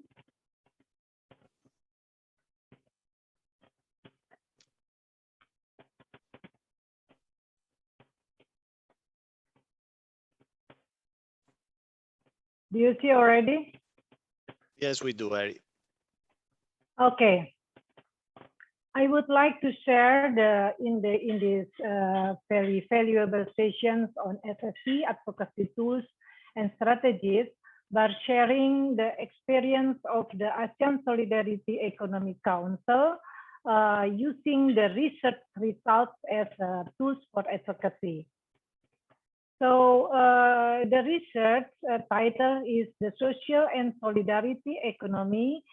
It is about the mapping, the mapping, the social and solidarity economy and the organizational landscape in Asia, with the case study in 6 countries, Japan, China, South Korea, Malaysia, Philippines, and Indonesia. This research aims to develop a better and more effective understanding on the current status of the SSE in ASEAN countries in terms of their organizational landscape and to suggest the institutional strategies for strengthening the SSE in Asia. The overall project was operated and coordinated by the ILO Cooperative Unit in Korea and Korea's Social Enterprise Promotion Agencies, which aims to advance both the research and capacity building program. So the effect involvement in this research is as a research team member. So myself doing the case study in Indonesia, and Benjamin Kinenes doing the case study in the Philippines, and the Denison Jaya Surya for Malaysia. So again, that this research initiated by the ILO in South Korea. So as in every research, it resulted with the 4 strategies for strengthening the SSE in Asia. So if you see this triangle, this is actually part of the main concept of the research framework, where the mapping of the SSE organizations and entrepreneurs will be filtered through these 3 dimensions. That means social dimensions, economic, and the feature, and the democratic features. So 4 organizations which match to these 3 dimensions will be categorized as the SSE organizations. So this is the main research framework. So what is that the 4 strategies resulted? So at the first, the strategy 1 is strengthening the centripetal SSE institution. So for the institutions here should be strengthening to promote the SSE widen in the Asia. And the second strategy, that means for those organizations that not yet belong to the SSE organizations, might be belong to partly hybrid organizations, then the strategies is promoting them to be inclusive partnerships and transformative organizations, operations of the partly hybrid organizations. So for the organizations that not yet fully meet the three criteria, that can be guided and facilitated to be transformed to SSE organizations. And the third strategy is building the vibrant communities and promoting decent work through the community level of SSE. And the fourth is the civil services innovation through the SSE. I don't want to share too much about the research because I want more focus the research results as the tools for the advocacy. So what actions carried out with this research? At the first, surely the research has been done within these 6 countries, and then continued by internal conference in September 2020. So GFEF part of the has been attended as well and give input for the improvement. And after the international conference, it was capacity building on policy advocacy on SSE and participated by participants from the 6 countries. What interesting from this capacity building workshop is participated by not only from the government officials, but as well from the SSE practitioners and the civil society. So this capacity building was enabled to bring together the government officials and the SSE practitioners to think together regarding the SSE policy. And then again, this capacity building has been supported by the ILO as well. And then the ILO, based on this research, has been developed the policy brief on each country as a policy tools as well. And the next, but not least, from this research, it has been conducted the social dialogue in each country to promote the SSE. Surely in every country in Asia, which mostly the SSE is not well known, so the demand for social dialogue or the approaches is different from country to each country. The social dialogue, the first social dialogue based on that research has been conducted in Indonesia. In collaboration between the ILO, government of Indonesia, and the SSE. So you can see here that without the support of the research mapping, and the ILO might be the effect or the hub of the SSE network Indonesia cannot approach the government because SSE is not well known by them. And then after the Indonesia, that the social dialogue will be as well have in another country such as the Malaysia and the Philippines. So the results, the last but not least from this slide, that the introducing the SSE, that the result of the research has been successfully or a good factor positively to introducing the SSE to more widened stakeholders in Indonesia. If you see in the right side is one of the poster of the webinar in introducing the SSE. Might be you can see there is no SSE term in the title, but in Indonesia, our strategy to introducing the SSE tried using the term of the social entrepreneurship or social enterprises. Though the definitions of the social enterprise and the social solidarity economy organizations, that is as well quite different and still debatable. But however, myself as a SSE promoters seeing this webinar or this discussions is a good chance to help the social dialogue with the government. So this research result has been as well enable the co-construction of the SSE policy by the government and the civil society. As you know, without the support from the ILO and with this research result, it is difficult for the civil society to sit together in the same table with the government and introducing the SSE.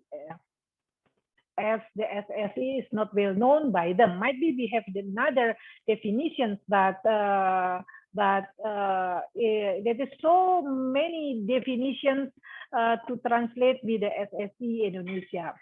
And the last but not least is this research has been positive in strengthening the multi-stakeholder approach. So by this workshop, by this multi-stakeholder approach supported by the ILO using this research results, it has been enable or make it feasible the multi-stakeholder approach between the government, the civil society, as well the another academicians and the SSE practitioners. So my conclusion to this, for those countries who actually that the SSE is not well known, perdona un minuto the para ir international cerrando. support, the international support is very important to bring us into closing to the government. As you know that the government is the very important stakeholders in developing the policy. This is my presentation. Thank you. Muchas gracias, Eri. Antes de pasar a los dos personas más que nos van a exponer algunas herramientas, y quisiera hacer una pequeña síntesis de estas dos exposiciones que hemos escuchado, una de América Latina recogiendo alguna experiencia y la otra que nos presenta de Asia, solo mostrando o relevando, en el caso de América Latina, la economía social solidaria y su incidencia está también relacionado con derechos de fondo que existen en el camino de los pueblos y de los países. Por ejemplo, nos hablaba Karen del buen vivir, el derecho a la naturaleza, el derecho de los pueblos. Entonces hay derechos detrás que se unen y se tejen con la economía solidaria y le dan mucho sentido al caminar de la economía solidaria desde los pueblos. En cambio, cuando escuchamos a Asia, es una mirada más fuerte desde la instalación de las organizaciones nacionales o internacionales que llegan a los lugares y se presenta como alternativa a la economía solidaria. Quizás esto alcanzamos a conversarlo un poquito más al final de este momento que tenemos de conversación, pero yo veo ya que hay dos entradas y miradas distintas de la economía solidaria en cada uno de los continentes, y es súper interesante que aprendamos de esas experiencias. Paso ahora a presentar a dos compañeros más que nos van a... aquí tengo. Vamos a conocer algunas plataformas de recursos de economía social solidaria que recogen también herramientas de incidencia. Primero nos va a presentar Drazen desde Francia, que ya estuvo con nosotros, y otra vez ahora unos 5 minutos para mostrarnos esta plataforma que tienen de economía solidaria. Drazen. Thank you, Erin. Can I share the screen, Julie, or you can share the screen of RTS?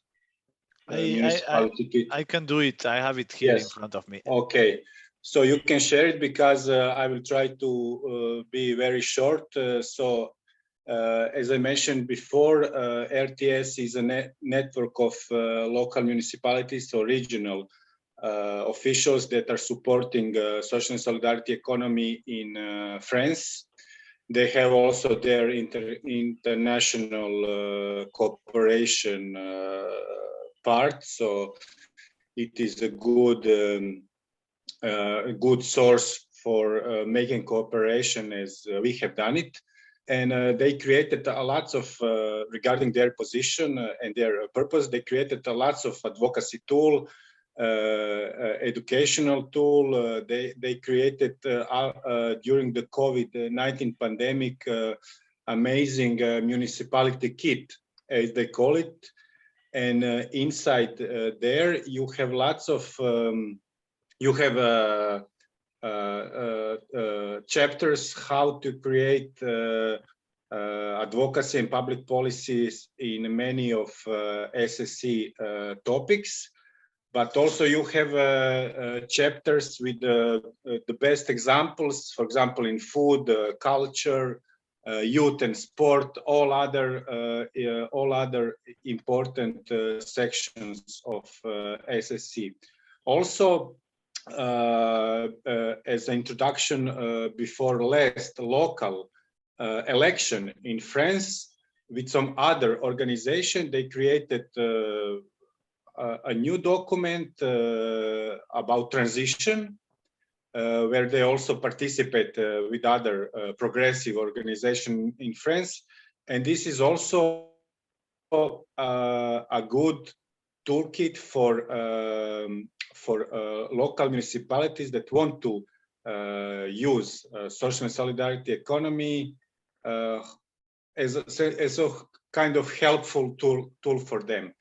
You will, most of the documents are on French, but for example, unfortunately, I'm not a French speaker, but I was able to follow every of their documents with translation. It is quite easy today, so there was no any problem for me in getting know a little bit more deep about it.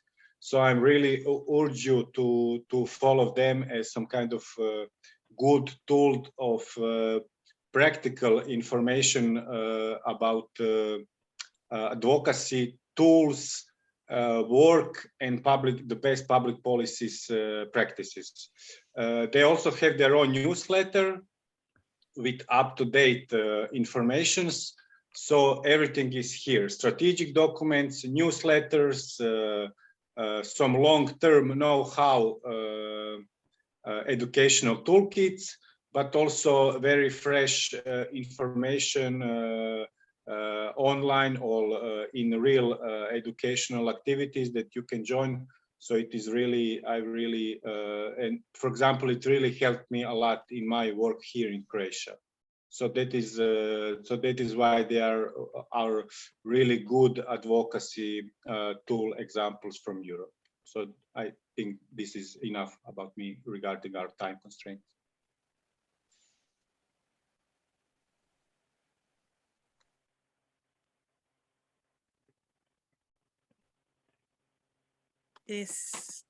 Muchas gracias, Drazen.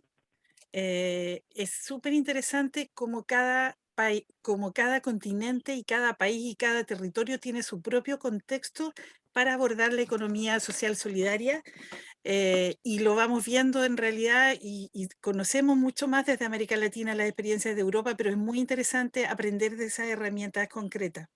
Ahora vamos a escuchar y nos va a presentar la experiencia de una guía de incidencia de economía social solidaria también desde Urgency, Jocelyn Parot.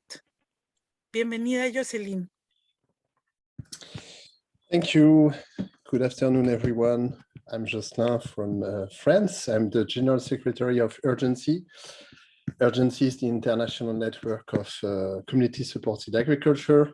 I think most of you have heard about it, but basically it's about alliances between consumers and producers with the idea of sharing the risk, the rewards of the harvest, and also having a long-term commitment. Actually, I'm going to share a short presentation. If Julie, you can stop sharing yours. Yes. Just to give you I will be very brief, but I wanted to give some background. What I'm going to present today is not the full platform of Urgency, for which I will also share the link, but it's a particular guideline for CSA advocates that we wrote collectively a couple of years ago. And I wanted to tell you that we really started with asking ourselves, why do we need to advocate? Is there really something we need to do there? Because our experience is really much more based on doing something concrete, sharing, once again, the harvest between local farmers and local consumer groups. So a part of the movement has always been saying we don't need to go to do like public policy making and so forth. But on the other hand, we are starting to realize, or we realized already, that we cannot hide anymore. And here you see some pictures at the FAO level with the General Secretary of the FAO. And the same stands also in Europe, in the European Union. There is a recognition of our movement, of what is CSA. And we have the experience that in some processes, in some decision-making processes, if you don't occupy the seat, somebody else will do on your behalf, and you cannot be sure what kind of actors it will be. So we have this experience I'm mentioning here about a working group to define short supply chains that was in France, organized by the Ministry of Agriculture. And you know, the hypermarkets, like the French equivalent of Walmart, Carrefour, Auchan, and so on, they came in and they said, we know what is short supply chains. We are short supply chains, because short supply chain is also, it's only one intermediary, and we are one intermediary only.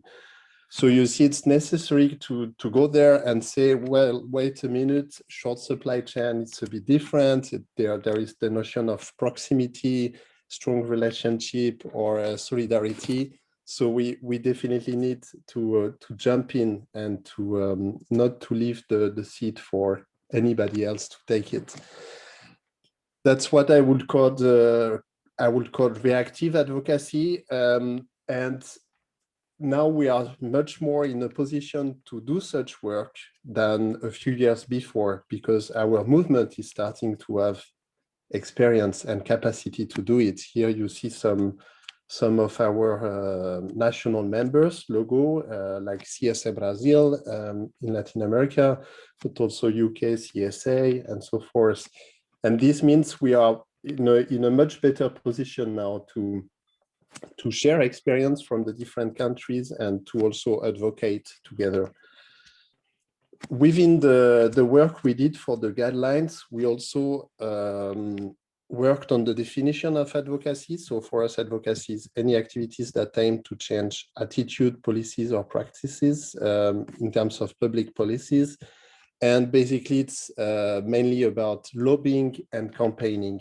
And these two dimensions you find in the guidelines that we put together. So, for example, in terms of lobbying, a little bit like what was described in a presentation earlier about the French Solidarity Economy Network, we also have members, especially in France, which have been very active in lobbying at local level, addressing candidates during local elections, working with local authorities, but also participating in the creation of food policy councils. So there is the idea within the movement that each single CSA member could actually become a CSA advocate. In terms of campaigning, we also have a lot of experience to share nowadays. Here you see, for example, a picture on the right-hand side, a picture from Wir haben es satt in Germany.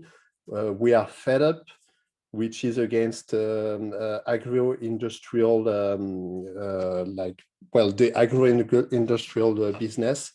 They have up to 25,000 participants and agencies actively taking part in it. Also the German movement of Solidarische Landwirtschaft, Solidarity Agriculture. So we definitely wanted to have all these different experiences, all these different aspects of advocacy represented in the guideline that we put together. It was really a collective effort with people from many different countries, with writing workshops, with a lot of World Cafe to come up with common topics and so on. And here you see the table of contents. So as you can see, we really try to go into detail. At the same time, it's a guideline, so it's a short document, about 30 pages.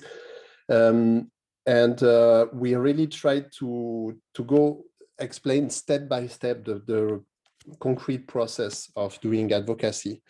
For example, we have a kind of sketch of any campaign, advocacy campaign to be taken, you know, starting from a strong base, identifying strengths and weaknesses, articulating your goal, gathering data, learning the landscape, mapping strategy and tactics. For each step, we have different methodologies introduced in the guidelines. Finding allies, crafting your message, then pushing like hell, and then of course evaluating and monitoring.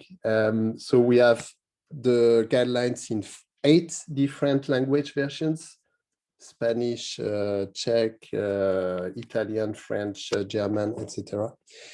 And it's all on our website. So it's the first, I will put it in the chat as well. You go to Urgency website and you go to the resource section. You can find it in any language you want. And then we have the hub, which we are building now, which is an e-learning platform where these resources and many others will be available as well. Thanks a lot. I hope I was short enough. And thank you to the interpreters. No.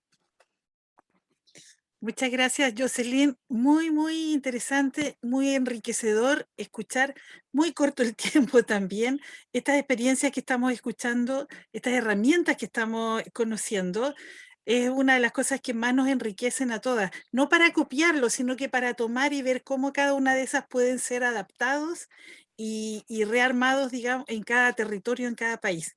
Tenemos muy poco tiempo por lo que pasó al comienzo, entonces ahora yo voy a dejar la palabra a Julie, que es quien conoce, coordina y seguramente quiere decirnos algo. Muchas gracias. Gracias, Irene. Gracias a los participantes y a los intervinientes también en esta sesión, que ha sido muy enriquecedora. Lamentamos las restricciones de tiempo, pero también necesitamos respetar el tiempo y el trabajo, obviamente, de los intérpretes, y con los problemas que hemos tenido al principio nos estamos yendo un poquito de tiempo. Por eso os voy a sugerir si pasamos directamente a la clausura. He visto que ha habido preguntas por el chat, pero se han ido resolviendo ya, perdón. Y en caso de que quede alguna por contestar, nos comprometemos a contestarla. Y así que doy paso a Laure Jean-Jean, que es la secretaria ejecutiva de RIPESS y que nos va a hacer la clausura del webinario. Vale, muchas gracias, Julie. I will speak in English. I hope we still have participants left here. Yeah, 44 till now. Thank you for the ones who are having to leave us. Well, mainly thanks to all the speakers and the organizers. I think this webinar gave a good idea of the advocacy work and potential RIPESS members are doing from the local to the global. And what I would say that we also see the importance of working in networks, no? Networks locally, networks sectorially, nationally, sub-regional and international. So this is something very important to make sure we can play, the SSE networks can play their role in the different ecosystems at each level, no? And in particular towards local governments and national governments. So in this sense, the reinforcement of our SSE networks at all levels are essential in all sectors, and also cross-cutting SSE networks. So among other, and we see it here with this webinar, there are many ways to get reinforced.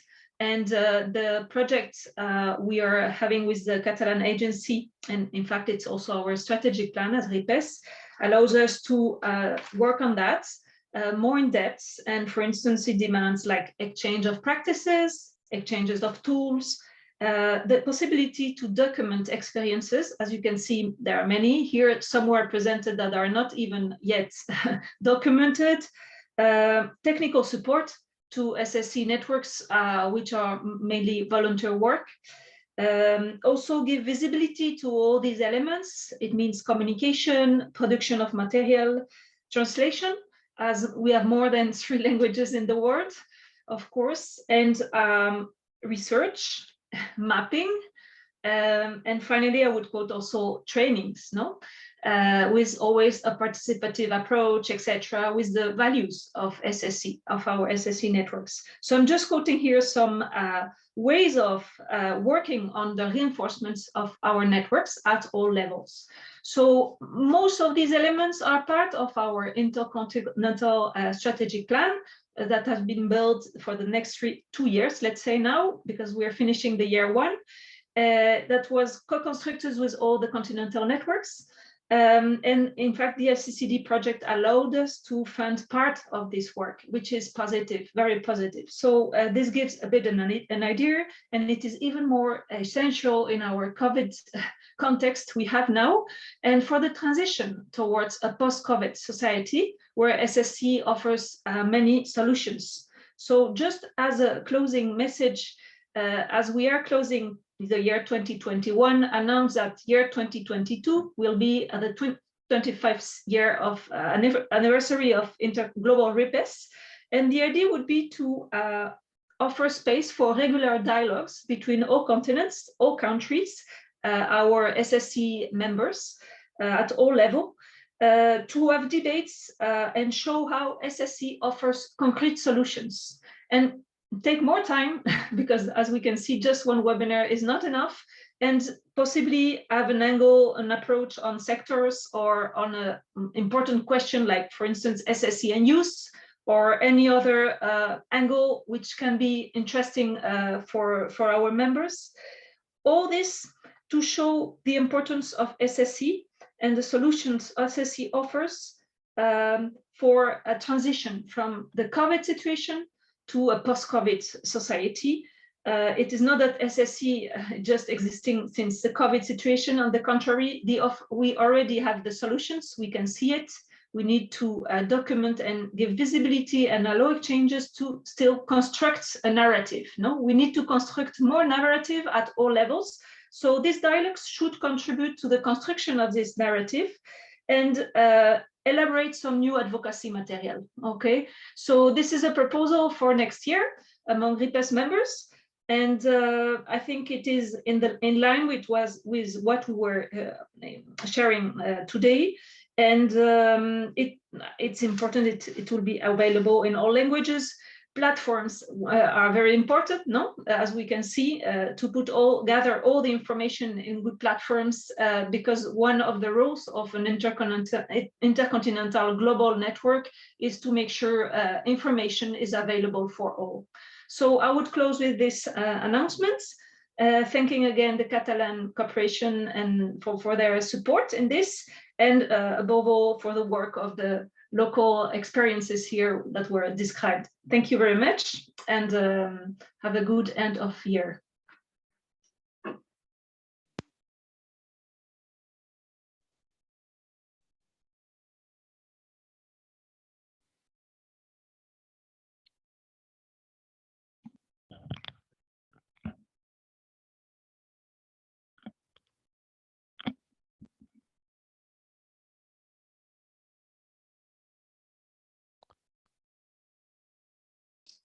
Julie?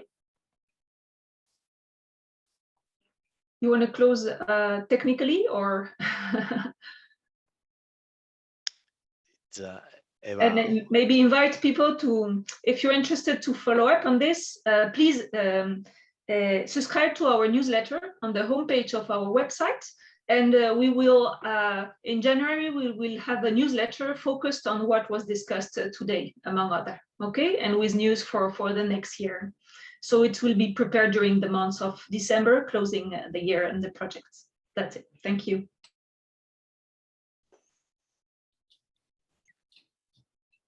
Mucha suerte, un abrazo. Muchas gracias. Thank Merci you. à tous. Merci. Thank Au you, revoir. everyone. July, Bye. Laurie, bye. Bye. Gracias. Everyone. See you. Gracias. See you. Bye.